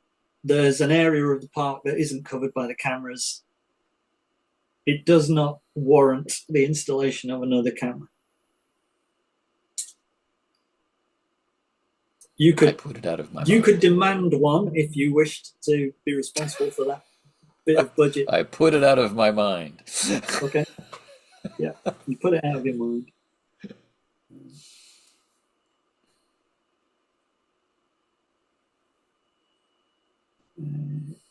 Yeah, I can't think of anything else that is an action that would come out through homes, only the stuff you put in. So you've got the potential of chasing up the store if you wanted to know what was on the receipt. That's the thing that I'm going to do today while I'm waiting for email from Postmark. Okay. So after after 3 breakfasts that Molly puts out on the tables, including whatever that fish curry is, kedgeree. Kedgeree, They always put out for Nightingale. It seems like she's put out stuff for Nightingale and Grant as well as for you, and looks sternly at you when you leave one of them.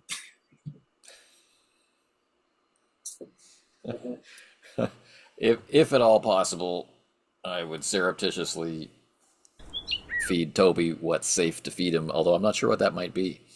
Seems like there's onions in everything. Right. Oh yeah, you also have Toby, the I don't know if he's a ghost detector or a magic detector.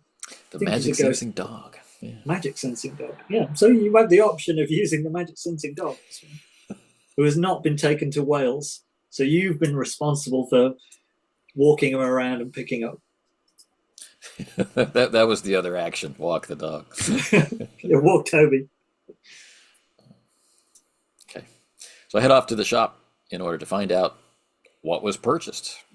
Maybe this will give an indication of the purpose of the individual or being.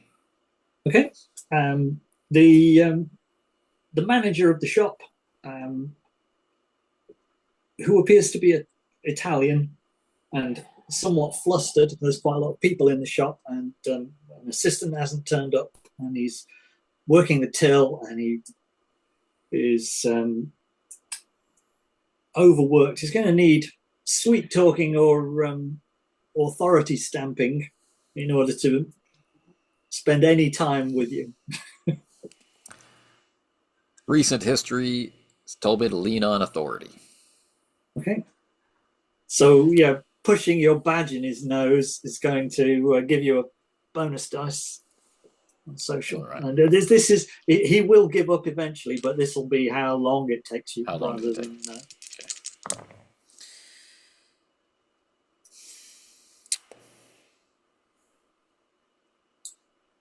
Okay. 98 or 48.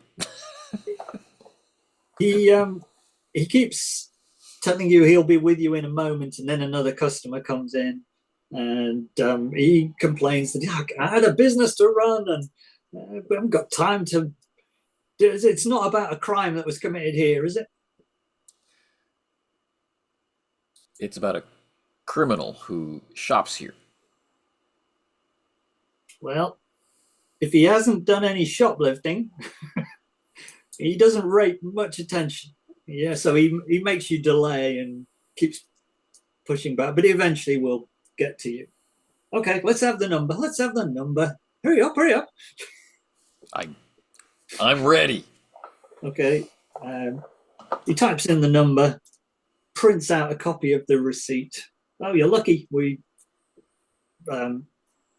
wiped the old receipts every month. You only, if you left it a couple more days, it'd be gone. Do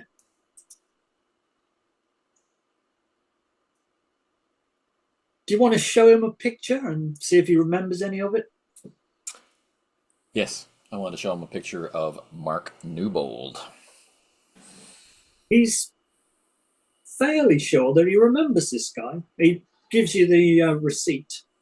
3 tins of stew, a packet of Imodium, which is, you probably know what Imodium is. Yeah, okay.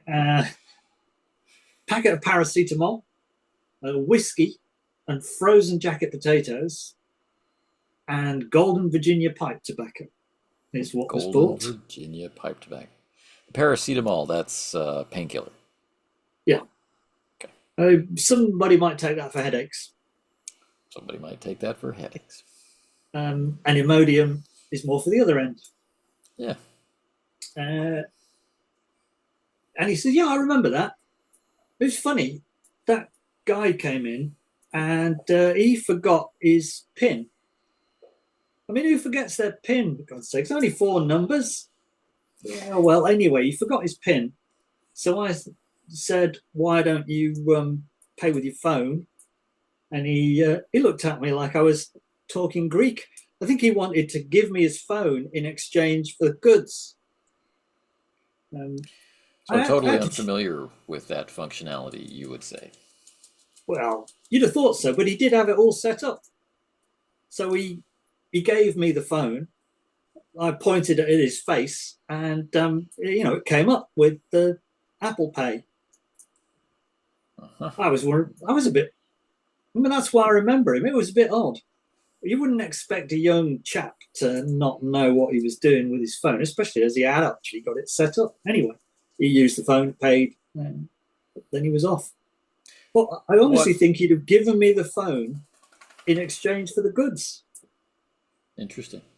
So, would you describe him as confused in other sense? Well, he seemed sort of panicked when it asked him for the PIN number. Sure. Yeah. Panicked or surprised? Yeah. Well, more panicked. Okay. Pissed off. Do you sell a lot of this tobacco? Not a lot. No, not many people smoke pipes anymore. But there's an old folks home down the road, and a lot of the old geezers come in for it. Right. And that was Golden what? Golden tobacco? Virginia. Okay. Thank you very much for your help. I understand it was inconvenient. Yeah, damn right. He kind of remembers that he was supposed to feel angry with you, and I'd forgotten that. Well, you can't get anything done about all the shoplifting around here, though, can you?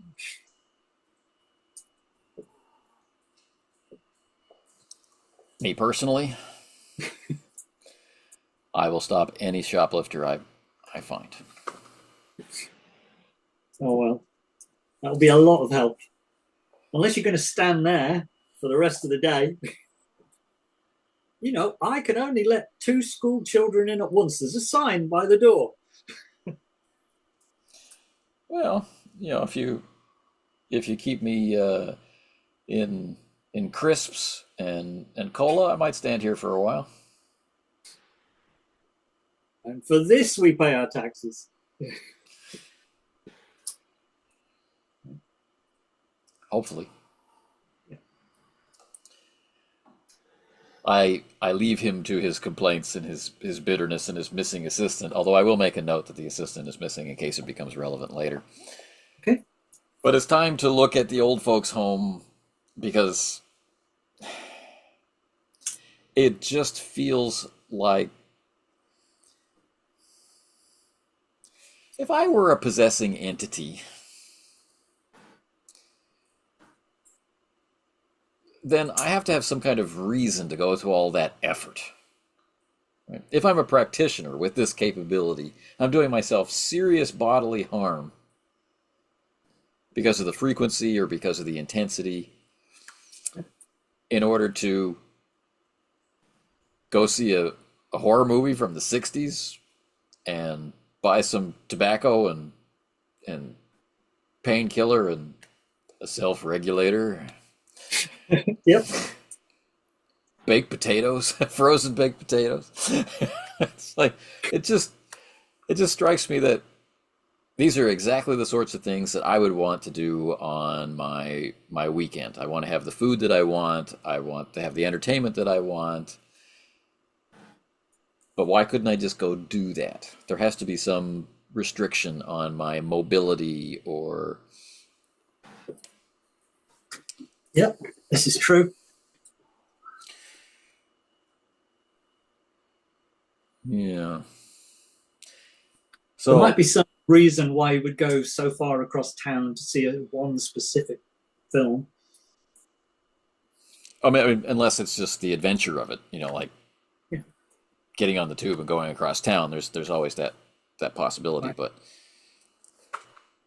and I couldn't find out what film was showing. I just knew it was a British horror movie. So there's the But possibility that could find out. You could find out beforehand when it was being advertised, so he would have been able to find out, like, from the local papers, even, or from the internet, what was on. so yeah, so either he chose or he just chose the genre or he just Yeah. was there and went to see a movie. There's lots of ways to consider that, but I've got in my mind this idea, having sat on the park bench and looked back across the street, if I'm in this retirement home looking out the window, Yeah. I, I might see the perfect ride to hijack. Yeah. Third, But fourth, none fifth, of this gives me the ability to floors. go knock on a door. Well, that's not You might true. sense vestigia if you did knock the doors, if you did, call on every apartment. It Listen, looks like, I could knock on every apartment door, either to ask them to look out their window yeah, or to ask if they had, while looking out their window, seen anyone be accosted or something along those there's lines. probably 24 apartments that are high enough up to see over the trees and have got the view of the park. Right. I mean, there's lots more apartments in the two taller blocks either side. The the home in the middle is called Honeybourne House, and is owned by a company called McCarthy Stone that do fairly luxurious old folks living. Um, it's not a care home as such. It's a kind of independent living, nice apartments. They usually have a gym and a cinema and well, actually, maybe not a cinema, a gym and community rooms and things for community activities. Okay. So they're not quite luxury. They're one below luxury.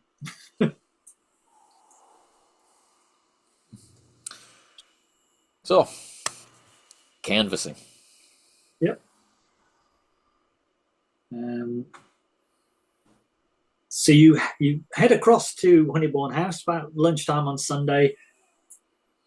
You can see through the glass doors before you even get in that there are quite a few folk milling around, taking tables, and looks like there's going to be Sunday lunch served in a kind of refectory style. Well, I'll hold off bothering them at their lunch, but I will observe. Yeah, Maybe there's a I've museum going spotted on. some of these people on the CCTV already from my careful observation of the park camera. Yeah, there's a couple in mobility scooters, sort of wheeling themselves into position where gaps in the chairs have been left, and there's a girl on reception who's sort of smiling and waving at people and saying hello, and every now and then people are coming over to ask her questions and head back. And then there's waiters and waitresses milling around with food, delivering it. Right. Um, I'll get some quick takeout or takeaway food for myself for yeah, lunch. the food hall And is just down, just behind you. There's all sorts in there. enjoy the outdoors and surveil the park, surveil through the glass doors. Just Um, right, let's have a observation, I guess. Yeah, observation. I think, yeah, there's a good chance you'll have spotted people in the park already. 25. Yeah. There's definitely people you've seen milling around the park. There's one guy in particular with a mobility scooter that's got go faster stripes on it and a sort of it's got flames painted on it who stands out quite a bit, and he's like whizzing around, getting into position and driving too fast in towards the table. It seems to be a bit of a character. You also notice that just inside the reception there's a list of events, upcoming events that are going on. Take a note. The one that stands out is there's a puppet show of the Tempest. A puppet show of the Tempest. A puppet show of the Tempest to be performed in a couple of days' time, after lunch, in a couple of days' time, by a resident. By a resident. Yeah.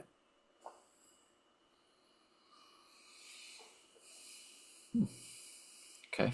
I'll make note of the date and time, and I'm going to ask the information, the clerk at the desk. I'll ask her who is responsible for that when I go in.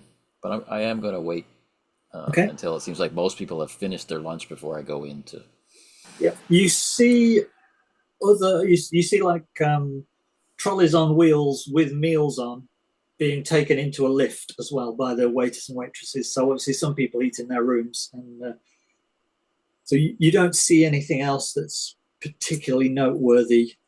So there are people that you've seen like walking little dogs in the park, or this guy on the mobility scooter who's often trundling around, but he seems like he's quite active and would probably be able to get himself across town, despite his difficulties. A lot of the London buses have got low entry points to get scooters on. But you don't see anything else noteworthy while you're watching them eat in the distance, and you're forcing down a hot dog or something like that. All right, so I'll go in and talk to the young lady. Okay, you have to be buzzed in, as the doors are not normally opened, but she buzzes you in when she sees you. I mean, she doesn't sort of ask for any identification. She just kind of looks and buzzes you in, and then looks eager to answer your questions. It's just I couldn't help but notice this this puppet play of the Tempest caught my eye. Oh, I'm very sorry, sir. It's only for residents. Who's putting it on? Oh, that'll be Terry. He often does them. Yeah, Terry Bale. He's phenomenal. I mean, I don't know why he retired. He could still be doing it. I mean, he's 92, I think, but he's still got all the skills, does all the voices. Bit hard for him to get around, though, but he manages. It's Terry Bale. Yeah. I wonder. I have a particular fondness for the art, for the puppetry, and of course the choice of the Tempest. It really gets me. I wonder if I could speak to him, or if you have a phone number, maybe it's more appropriate for me to call him. Well, if you're really a fan of puppetry, it's what he used to do for a living. Makes them and does them, whatever, performs with them as well. Yeah, I mean, a couple of weeks ago, he did Midsummer Night's Dream. It was unbelievable. Fantastic. Is Oh, a good. Shakespeare fan? Well, yeah, I mean, he does other things, but the last two he's done were Shakespeare's. I'm going to He did maintain eye contact. you did Oh, yes. Pinocchio as well. Pinocchio. Yeah, Classic. I'll she's got maintain an eye contact and take out the phone and do a quick okay. search for like him in IMDb kind of. Um, okay. Yeah, just a quick look on IMDb. You'll find that he was an employee of Geppetto Limited. Nice. So they folded in about 1970, um, but they had apparently done a lot of work on early films, including some Hammer horror films. Huh. Excellent. Does it have a picture by chance? So many Uh, IMDb entries don't, but yeah, no, he wasn't famous enough. Actually, there's a picture of some of his puppets, and they're kind of fairly grotesque. So they look like something out of Nightmare Before Christmas or something. The sort of grotesque looking puppets. right. So I'll just like quickly show her the phone. I was like, do you think this is the same man? Oh yeah, that'll be him. Oh, that's his style of puppets. Yeah. I'm really excited to talk to him. Is there any way that can happen? Well, I can give him a ring and see if he wants to see you. Tell him I'm a fan. My name Okay. is Everett Balcom. Okay. She. Do you wish to watch what number she presses? I would like to surreptitiously, you know, find out. Yeah. Yeah. Okay. Yeah, you can do that. I won't need a roll. She does star 46, All right. and I'm gonna guess that's apartment 46, but fourth floor, very, sixth apartment. Yeah. very, Yeah. yeah, very possibly. So you can see the numbering of the floors, and yeah, I think there's 7 floors altogether, but there's no residences on the bottom one. That's all the communal stuff, and then they probably start numbering by the floor numbers or something. So after a little while, she said, "Oh, Terry, yeah, it's Denise in reception. There's a guy here who's a big fan of your work and wonders if he could come up and talk to you about it."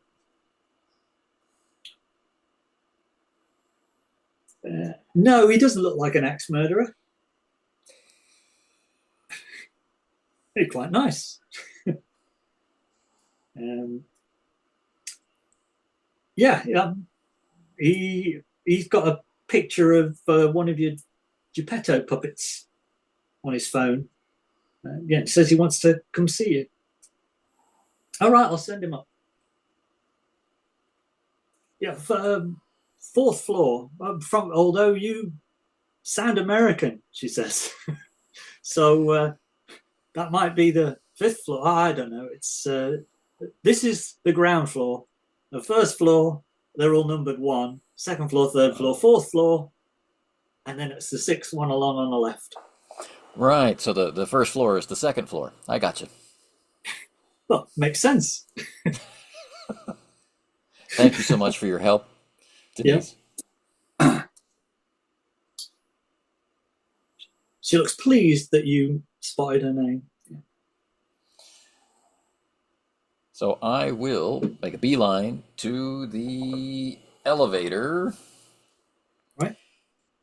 But if there is a lavatory or something on this ground floor, Oh, there I think is. I'll Yeah.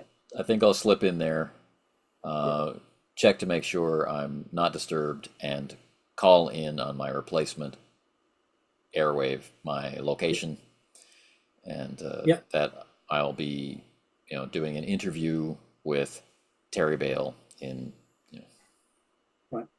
at this address. Yeah. You could have tracked the Geppetto Limited through the cast list in IMDb for that thing. I was trying to put together like a network of clues. Uh, But I fell through that hole and wound up in a convenience store on the other side of town. Yeah, convenience store was great. Yeah, the convenience store is a good call as well. Um, yeah, all the toilets in the downstairs area are all very wide doors and handrails everywhere, and you're not disturbed. Um, So I'll take care looks of like that. very regularly cleaned. It's a really nice location. And look in the mirror, you know, Yeah. make sure I'm presentable, give myself a pep talk, remind myself of the tremendous embarrassment yesterday of annihilating traffic. Have you got your airwave clipped noticeable, or is it away in your pockets? It's I'm definitely plain clothes and Right, whatnot, so it's away on my belt in the back. right. So, all right, collapsible baton. No. Clipped to my pocket. 92, I think I said 92. And take a deep breath, Yep, school my features, and head to the elevator. yep. You can't find an elevator, but you do find a lift, and I yeah, it's wander easy. around endlessly. Yeah, it's easy to find your way up to the fourth floor, which is fifth The one fifth from the floor. ground. Yeah. So you get out. You can see all the doors on the road side facing the park are like 1 to 6, and then 7, 8, 9, 411, 412. That's how they're numbered. So they start, 41, 42, 43, all the way to 49, and then it's Yep. 411 for no apparent reason. So, yeah, you can find your way to 46. The door is ajar as you get there. Okay, he's expecting me. Yeah. All right, so just on the off chance that I need to escape from here, I'll just take a look. Where is the fire exit?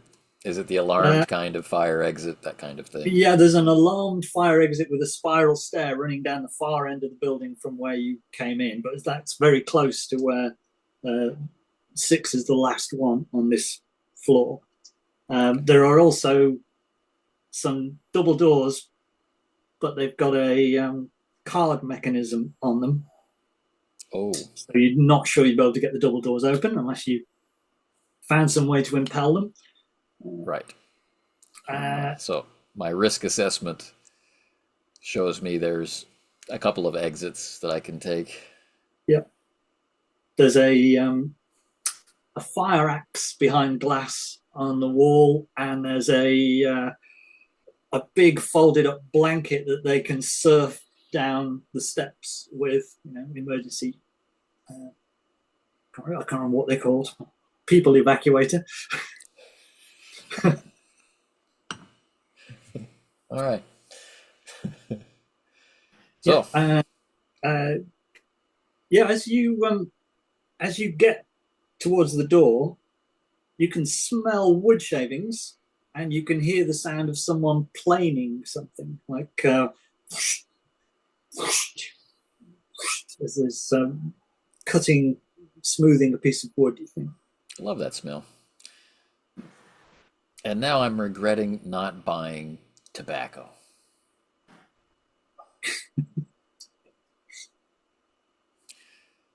I have to work on my social graces.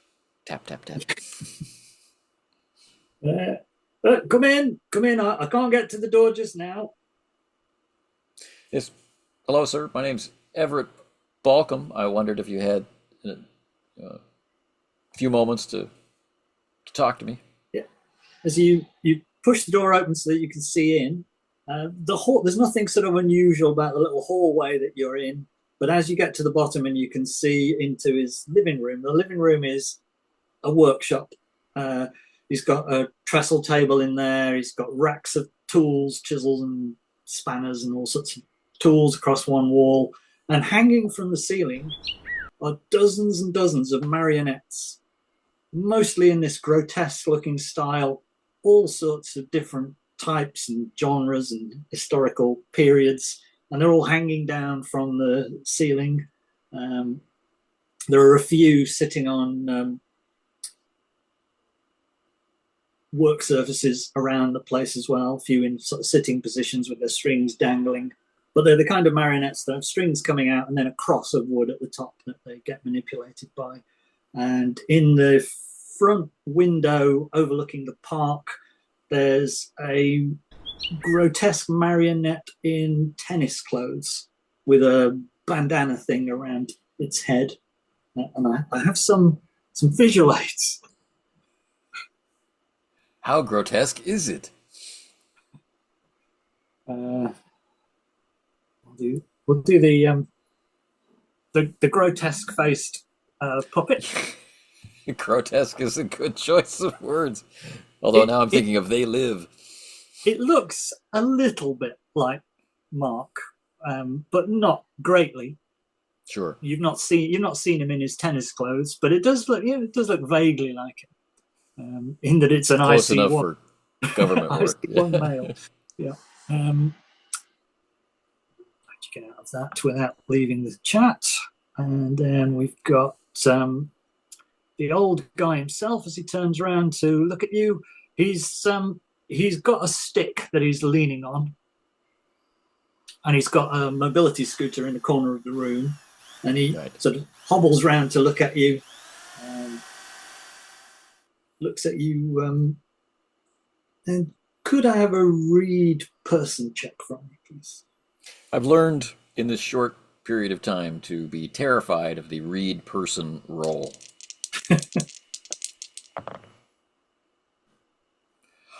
29! Tremendous. He was looking as if he was pleased to see a fan, and turned round with a smile, and then the smile became a kind of rictus grin of oh dear, and he kind of it's obviously you've frightened him.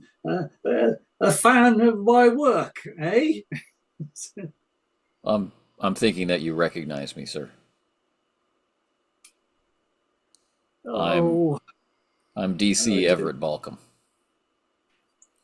with the Special Well, Assessment Unit. special assessment? I don't need assessment.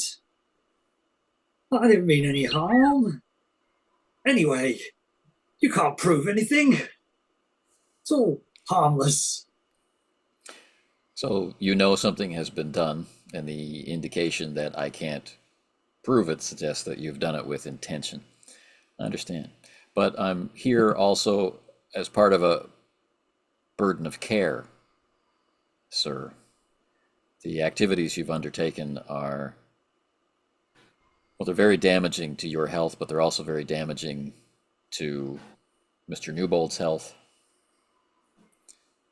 Can I have an observation check from you?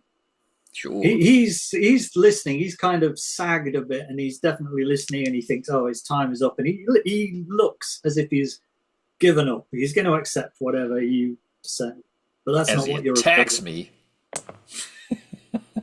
Ooh, 71. I'm spending the luck. Okay. Perhaps 11 it's points of you. luck. Perhaps it's you opening the door that started the marionette swaying above you, and the wind. Perhaps. But Perhaps yes, it's that. I But will spend the 11 points of luck. yeah, you notice some of the marionettes' heads turning to face you, um, and then they swing and drop onto the work surface next to the rack of chisels. The Fantastic. old, the old man looks horrified and shocked. Oh, you can smell the Golden Virginia. In fact, you can see a packet of Golden Virginia on the worktop next to it. And you can smell the Golden Virginia in the air and the shavings. And you think you hear, without even needing to roll the sense vicinity, you think you now hear some gruff chuckling. It's not coming from the old man. Does someone else live here? You're saying that when marionettes are abseiling down to the chisels. uh, no, nobody else. Just me. Oh my God, what's going on? I'm going for the axe. Okay, so that would be running out of the room. What's your dex like? 50. Dex 60. is good. Yeah, Dex is good. You rush back down the hall. Hang on. I'm forgetting my baton. I'm not going to rush out and get the axe when the baton is in my pocket. So, yeah. Okay. There are about 20 of these puppets. I'm going for the axe. You're right. I'm not going to use my baton when there's 20 of the puppets. Yeah, they're only little horrors. You know, they're all sort of 18 inches to 2 feet tall, I've seen Chucky. and they were all reaching for chisels and knives and whittling knives and all sorts of things. So I'm happy if you want to rush for the axe. You get to act first, and you rush back down the hall for the axe. Yep. The door that you were looking through is suddenly peppered with chisels and knives. You think you might have taken like 5 different attacks from these chisels and knives. He had a big rack of them, all different sizes. So they've probably got at least one more volley in them. You get outside to where the axe thing is. It's a break glass to get the axe out thing. Okay. You can smash through the glass. It sets off an alarm. So a fire alarm goes off, and it's a deafening fire alarm. They do make them loud in these Sure. retirement complexes. So there's a deafening alarm going. The sounds of panic from behind some of the doors down the corridor, but the sound of oh no, not again from from other. As long as they leave the building, they can be upset. Okay. Yeah, you've got your axe. Are you waiting out there for them to come for you, or are you? No, I'm going back in, but I'm going to try to raise my shield. Okay. Let's have a. Yeah, you get to go first, so you get to do your magic roll.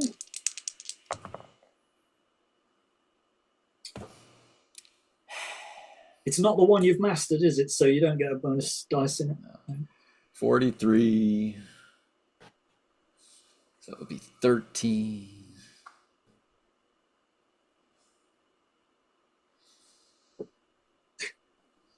No. It's a lot. It's a lot, but we're getting near the end.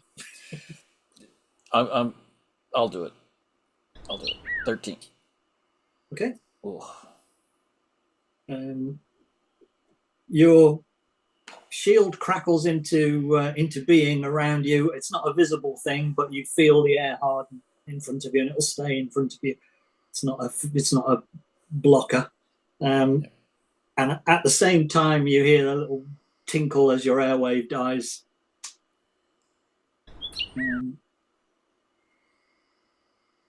But the alarm is going, so someone will come. And you rush around the corner with your axe held ready. Another volley of the chisels. Just five more chisels coming over. You are allowed to dodge them if you want to do I think it's Dex to dodge, is it, or is it Athletics to dodge? Can't remember. Yeah, I don't want to fight back in this particular situation. I want to close, so dodge. Yeah. You get the shield option kind of angled. You could dive for cover, which will do away with your action in the next round. which would give them all penalties, or you can dodge individually, I think it is, against the 5. Or you can just let them hit your shield. You think, by the look of the force, they didn't go very far into the wood of the door. So it's a good chance that unless they roll really highly on the damage, they are just going to be absorbed by your shield. I'm going to trust it. I'm going to trust the magic. I'll move in. I have it, Okay. on a little angle across as I walking down that narrow hallway. So hopefully they're deflected into the wall. But I'm certainly not going to waste time slowly advancing. I'm Right. charging in with the axe. Yeah. One of them gets through to make you hurt. So one of them comes through but only grazes you, and you get to tick hurt. And all the others are absorbed. They do either 1, 2, or 3 damage, and I think your shield will take either 1 or 2 off. All right. Did you weren't able to boost it, were you? Because you're not mastered it, so you couldn't boost it for higher protection. Right. But they do very little damage. That's why there's a lot of them. So you can get in there. A swing might take out 2 if you make a hard success. They're not dodging, they're reaching for more. They've got no kind of self-preservation instinct, and they're just reaching for more. So then we turn their backs on you, reaching for the next row of chisels.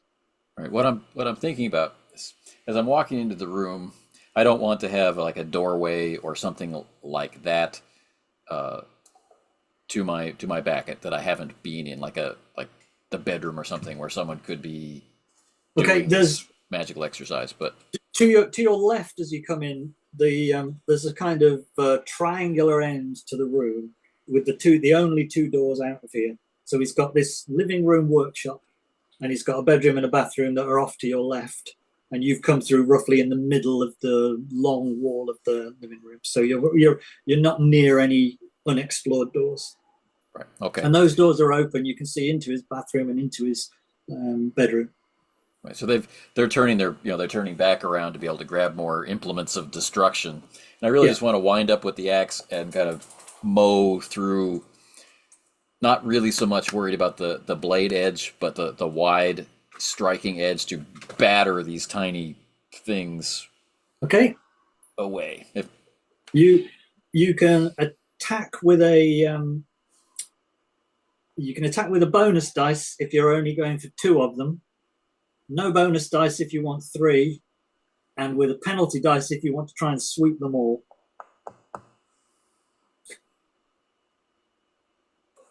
Three. Okay.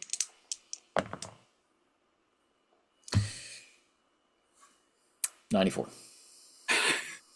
Right. So you're trying to sweep it across them, but it hits the chisel rack, which sticks out further than you expected, and comes to a stop, although there's a ripping of plaster and the chisels kind of tilt. They're still there, they're still available. You're not getting any benefit out of having fluffed it up. But you smack into the chisel thing. The old man looks really shocked and horrified, and is like touching himself and, am I having a stroke? He's never seen the puppets move when he's not been controlling them. You're pretty sure that this is unknown to him.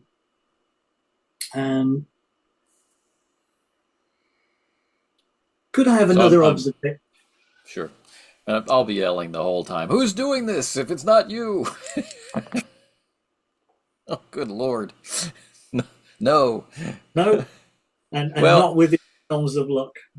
It's within the 8 more points of luck. Gone. Okay. 78. Oh, wait. No, I can't. I can't do it. It's 60. You can't. 70. Yeah. Okay. Right.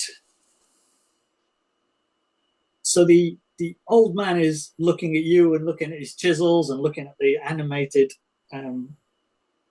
puppets, and staggers away, collapses into the seat of his mobility scooter, and is just watching, completely baffled by what's going on. But then his eyes widen again. You saw him sort of be freaked out by you, but he's looking towards the window. He's looking away from where you are.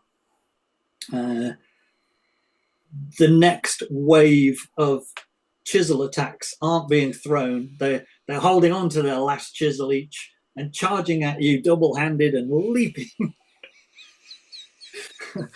Do you wish to dodge, or you've got another?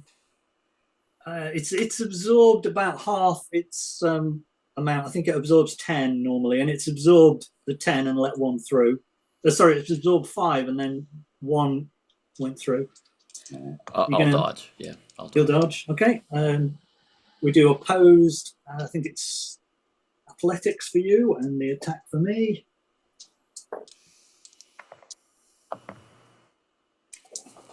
15. 15. You dodge one of them, and two of them miss. Yeah. Two of them miss and falls to the floor. One of them hits but doesn't go through, and so there's two of them left on the worktop at the right sort of height to attack you, and two of them sprawled on the floor. They'll have to spend their actions. Three of them sprawled on the floor. They'll have to spend their actions scurrying around to pick up weapons. But you can tell that the old man is somehow not watching this, but watching something else. What? I'll move out to the center of the room. Turn away from the attackers. Yep. You flick a look over towards the windowsill, and next to the doll of the tennis guy, there is a weird-looking old man. Is what it looks like. Let me see if I can share that one. Where are you, weird-looking old man? Don't just mean me. Little man with big ears, long pointed fingers, wrinkles upon wrinkles, wearing very old-fashioned looking clothes and a green gnome's cap, like a nightcap that goes to a point. A snood, I think you'd call him. That's what he looks like. And he's staring at you, and he seems to be doing this with his hands and fingers, waving them around. He's apparently in control of the puppets. My instinct is to introduce him to some cold iron. But, say, you there! Cease and desist! This is the police! That sounds pretty social. You're claiming the authority of policedom, so you can have a bonus die on it. Oh, thank goodness. Not that this has really helped, but,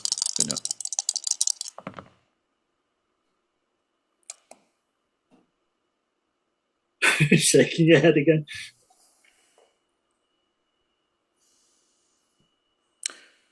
My lowest is a 44. I will spend the 14 points. Ooh, right. You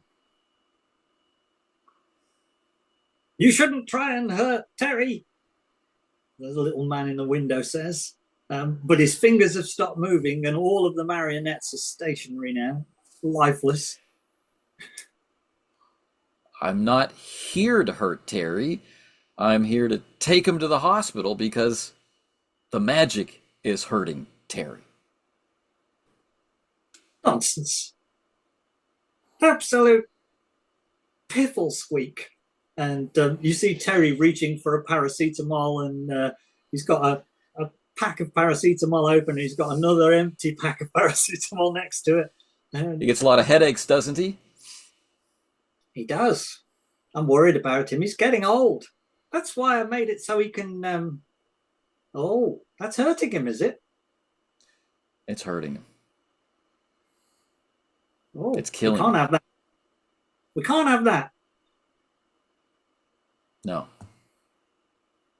We can't. And he relaxes his hands. He's no longer holding them in the marionette moving position.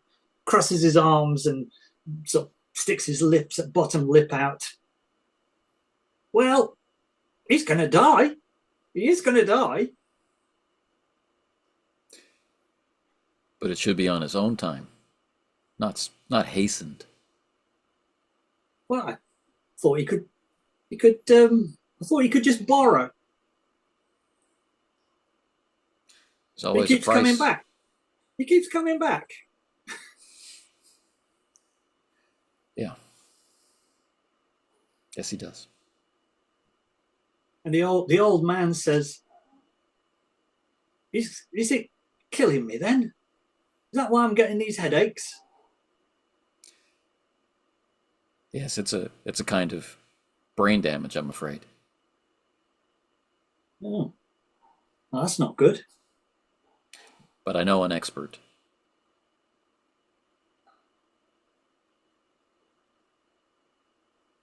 It's not damaging Mark, is it? Mark is he's in a bad way, sir. Oh, If we hadn't quarantined him in the hospital, the doctor says even one more road trip under the influence of your little friend here would have killed him. right. Oh, I didn't know that. And he does look genuinely distressed about it. I won't do it again. I definitely won't do it again. I didn't know it was hurting him. And what about that woman? And he sort of giggles. I was a woman. I was a woman. And he seems like Yes. he's sort of confused and excited about what he's experienced, but crestfallen that he's hurting anybody. So even that one short trip had left a permanent mark visible on the MRI. And who's that? He says, pointing at the little fellow in the window. Well, I was hoping you knew. I'll Um, introduce myself again to the little individual. yep. My name is Detective Constable Everett Balcom. Right. And thou mayest name me Robin Goodfellow, a shrewd and knavish sprite, hobgoblin, and once a merry wanderer of the night. Well, that explains the fantastic stories I've heard about Shakespearean plays done with magnificent puppets. Oh, he's good. You should have seen him in his prime, Terry. He's good. He's really good. I mean, I've pretty much given up on life when I caught one of Terry's early performances, and I've been following him ever since. I'm like a super fan. And I didn't want him to die. I thought he could just borrow. I mean, that guy down there, he don't know anything about theatre, does he? No. I'd like you to tell me a story about these plays. I'm sorry that I've missed them all, but I think I should make a call to the hospital. And he kind of notices that we're having to shout over the fire alarm, and he waves his arm around, and the noise is like strangled out, and it's not making any noise anymore. That was giving me a headache. Sorry. It's the axe. You're a wizard. Yes, I am an apprentice. Oh, I didn't think there was any wizards left. I should have known. Well, I'm an exile. I had to leave Albion when the Romans came. There were a lot of boring years, I can tell you. But Terry, he's a marvel. I didn't want him to die, but I can't really do anything about it if he can't borrow. Sorry, but it doesn't mean the two of you can't hang out together, tell stories, make fantastic plays. He does. He does do that. You got another one in you, haven't you, Terry? Terry's sort of looking amazed by it all, but takes another paracetamol and says, "Oh, I think so. Yeah, I managed the one on Thursday. Was it Thursday? So I'm looking around for a landline, Yeah, he's got one. if you don't mind.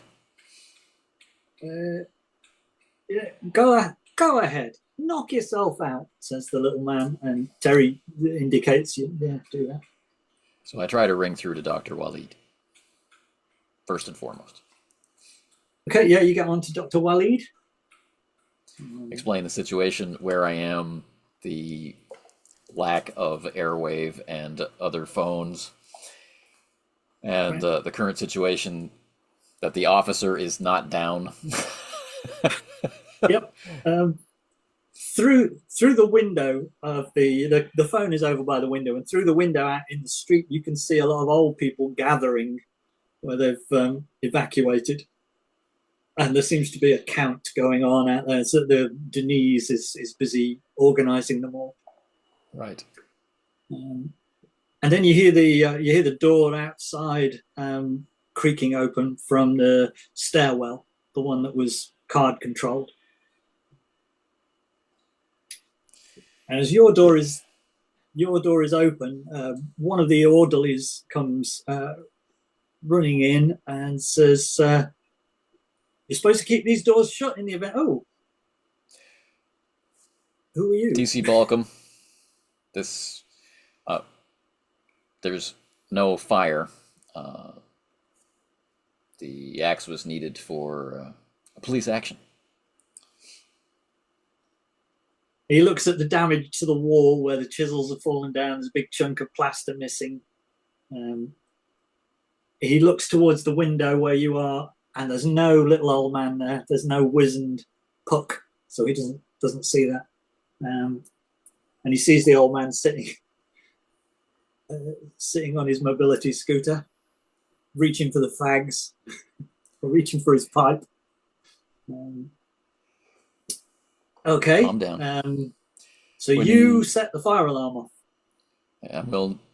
we'll need the paramedics who are on their way to be directed up here quickly. Oh yeah, you Mr. don't look Bailey, well, Terry. You don't look well, Terry. maybe we could start the process of getting him downstairs. You will be able to as soon as he's gone. Well, do you want to take the old man? You and he take the old man down the stairs using. Well, if there's no fire, they can use the elevators, so Yes. you'll be able to get him down. And he can drive his own mobility scooter. He's not incapable. Right. But I'll hang back a bit, like as they're drifting down the hall toward the lift. Right. Just The wizened little man reappears, and I guess he won't be needing this again. He appears next to the doll in the window, the tennis doll, and he rips the headband off it. And you realise that by the size, it was really tight, and by the size, it's probably a wristband, like a sweatband. Won't be needing this anymore, and he hurls it across the room. I should take that as evidence to explain to my master what I learned. We all have masters. Well, I have a queen. Queen of air and darkness. And I think she's coming back. Maybe they'll let me off if I can get Terry to do one of his shows. And he fades away. He fades from view. And the chisels fall off the wall. And I make a note of the Queen of Air and Darkness. Yeah. And I make sure the door is locked as I exit the premises. Yeah, and we'll bring it to a close at that point. Beautiful. Well done for finding your way. Well, it would have been easier if there had elevators, and if the fourth floor was on the floor I was expecting. No. You're on my manor now, mate. Yeah, Well, I certainly enjoyed running it. a lot of fun. It's a nice genre, nice mix. The idea of all those sort of non-magical clues um, leading you to a potential magical climax. Yeah, it's a Yeah. good system, I think. Good setting. And you The spent quite a bit of luck. I think you had a really bad run of dice, but you spent the luck. I should have spent a lot more. it's a combination of like as you said, like when I made the character, I just got it into my head that I wanted him to be a former helicopter pilot, but I couldn't stand the idea of having a helicopter be not 30. available. Right, and 30, or it's an expert skill, so just you can't do it. But Right. you're not gonna do it, so it doesn't matter. I can't do that kind of stuff. So so I took it. So that has an impact. But I did roll a surprising amount of 70s, 80s, and 90s. What was your final look then? My final luck at the last moment was 11. Right. Yeah. So I didn't want to spend the 13, and then I needed to spend 14. So it's good that it worked out. Yeah, it was good, and it was good to have the non-confrontational finish as well. Be able to talk him down. Yeah. I think that's one of the strong messages in the books. That's definitely what Peter keeps bringing forward, and what Nightingale is Yeah, embracing as a character. So the mood and the folly, if these yeah. apprentices, over mealtime or whatever, they're going to be absorbing all of this, and then I was just quite worried about what I was attacking you with if you hadn't shielded. Um, I was yeah, going to suggest that you kind of peek around the corner, then they'll throw the weapons, and then you can drop back, sort of thing, until they'd run out, so that you wouldn't have died. But I mean, there were five of them, so you could easily have died. If they ran out of weapons, they could strangle as well. But they were with their they own were strings. they were That's powerless awesome. to try and strangle you. They'd be climbing up your back trying to strangle, garrot you with their own strings. Yeah. Fantastic! What an image. All these grotesque horror movie and Yeah. fantasy puppets. Yeah. But you followed up on all the clues. The only one you didn't follow up was the cast list one, which could have got you there. And if you'd have waited a bit longer, Post Martin was going to contact you at the end of Sunday with the Sure. information that there are some creatures in Fairy that can apparently do this, and they tend to bestow gifts on humans. So that would have been a final bit of clue, and then he would have suggested you brought Cold Iron with you. Unfortunately, there was a fire axe in the hallway. I'm not sure a fire axe is cold iron. I've got a feeling that there's something special about the making of iron. It has to not have been fired, doesn't it? So I'm not Yeah, there's sure. there's some discussion, but that would be a decision that you have to make. That's on your Yeah, shoulders. yeah, But yeah, no, I had a lot of fun. This is an interesting character.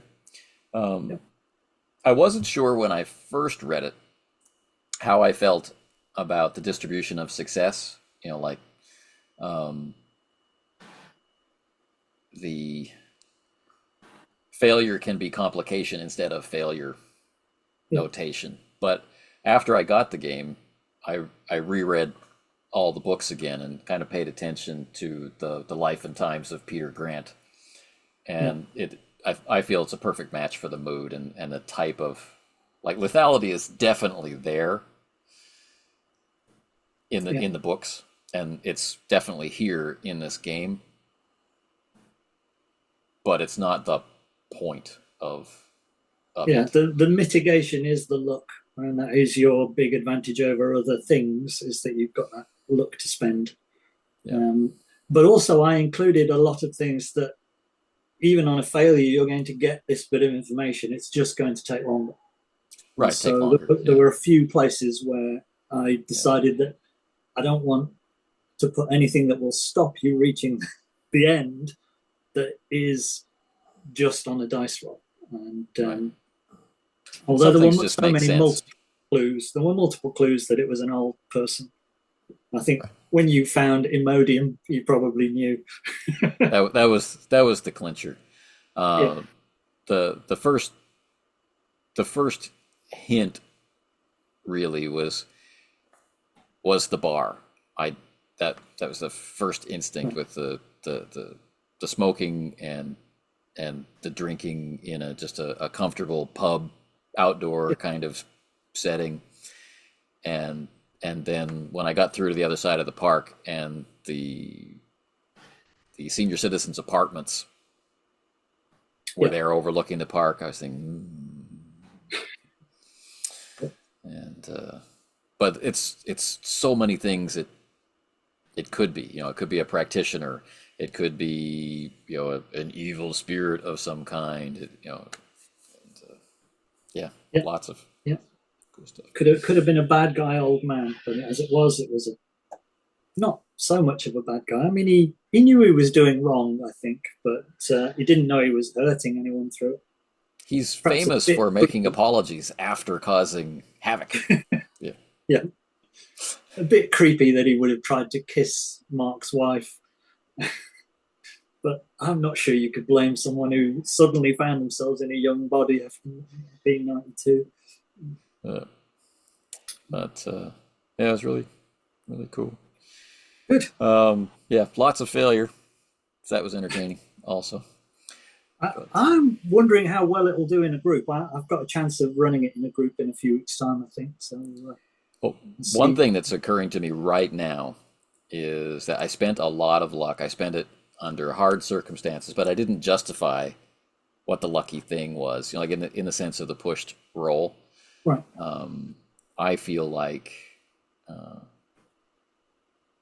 I will want to in the future, like when I spend luck, I'll want to say or at least discuss what that lucky break is. Yeah. And in the same nature as the pushed roll, there's the it's going really badly, but something about you or something about the circumstance, Yeah. you know, makes it go the other way. Because otherwise, I'm just Yeah. using up a resource. Like the look in that final social role to talk him down could have been the light glints on the cold steel of the axe just at the right moment to make him think it's probably a good idea to give it. Let's talk. Yeah. Yeah. Right, with the That's tool the thing kind pulled of off the wall and the yeah. interesting. So I mean these characters that we made are the simple version of characters using the array Yeah. of points and giving us a specific distribution of skills and characteristics. So this particular character has a lot of low skills, 30, Yeah. 30, 30, and uh, only only two that are quite high, or three. He's got Yeah. sense fastigia, observation, and navigation at 60, and the rest are 30. So a lot of his day-to-day police work is really hard for him. He has to take a lot of time. He has to, So I think that would be mitigated by having a group yes, where you'd hopefully get a variety. And I think if you're playing a solo, because so much of the flavor of the game comes through in the police procedural bit, for solo, I really wanted police officers. yeah, And it would have been difficult to justify it quite as well if there were only non-police officers. So if you were civilian consultants or something, you would still do get the powers, but probably wouldn't be as it's sort of formulaic, but in a good way. It kind of gives you a structure to work in. Yeah, we noticed the same thing when we played Blade Runner. Having the police procedures there, something that you could just look at, um, takes a lot of the chaos out of what am I going to do next. It's like, well, look, I actually have to, according to who, my character's occupation, I have to be doing certain things, and by doing those certain things, it creates a logical array of the facts, Yeah. and But I think as long as and you've it, got one police officer in the group, then that structure would still be there, yeah, but with other people would fill in and find their own ways. I'm keen to see how it plays out. and different skills and things, and and also the whole police procedural, like the culture of the police, it gives the different players something to talk about as their characters, Yeah, and a framework for talking about the case that helps it stay in character rather than, what do you think it is? yeah, Kind of thing. Yeah, good stuff. So you said you ran the same scenario last night. yeah. How did it go differently?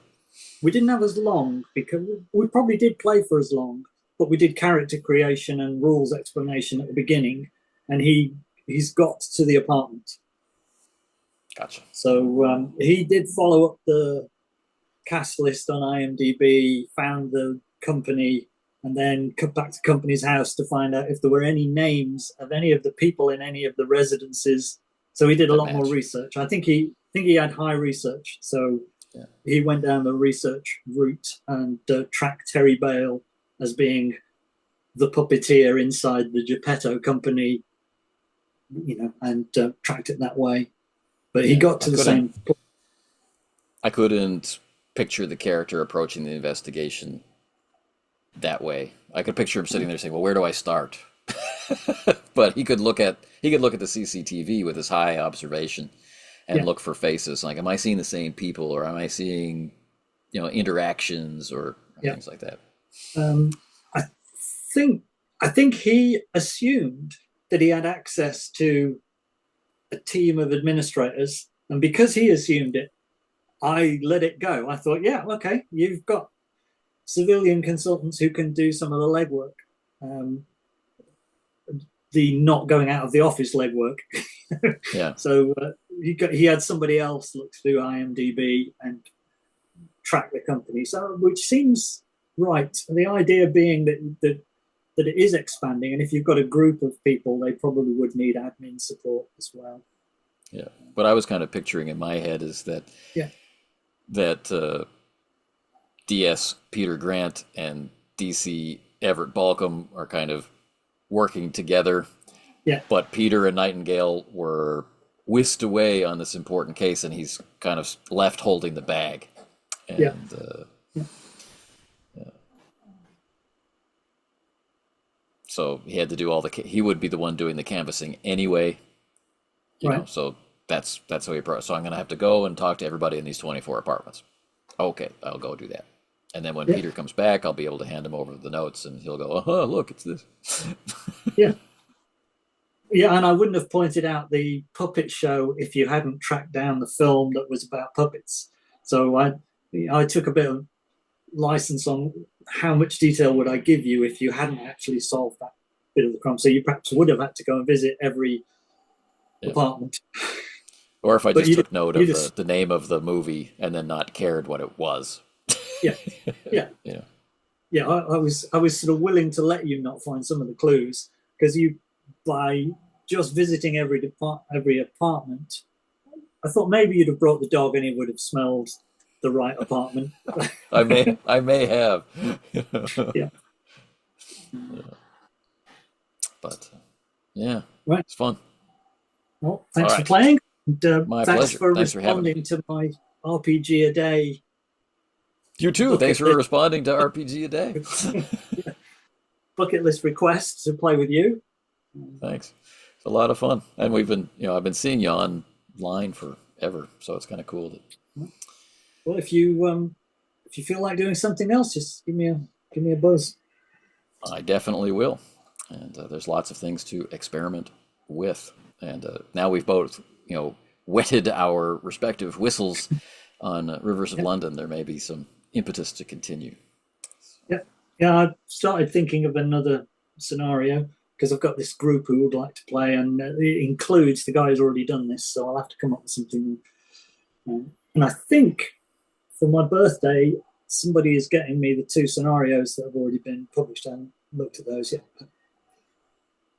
Yeah, excellent. Usually, people buy me scenarios for my birthday because they want me to run them for That's kind of a left-handed gift. That's interesting. them. Yeah, you wouldn't believe how many Roll20 modules I've been bought by people who want me to run them for.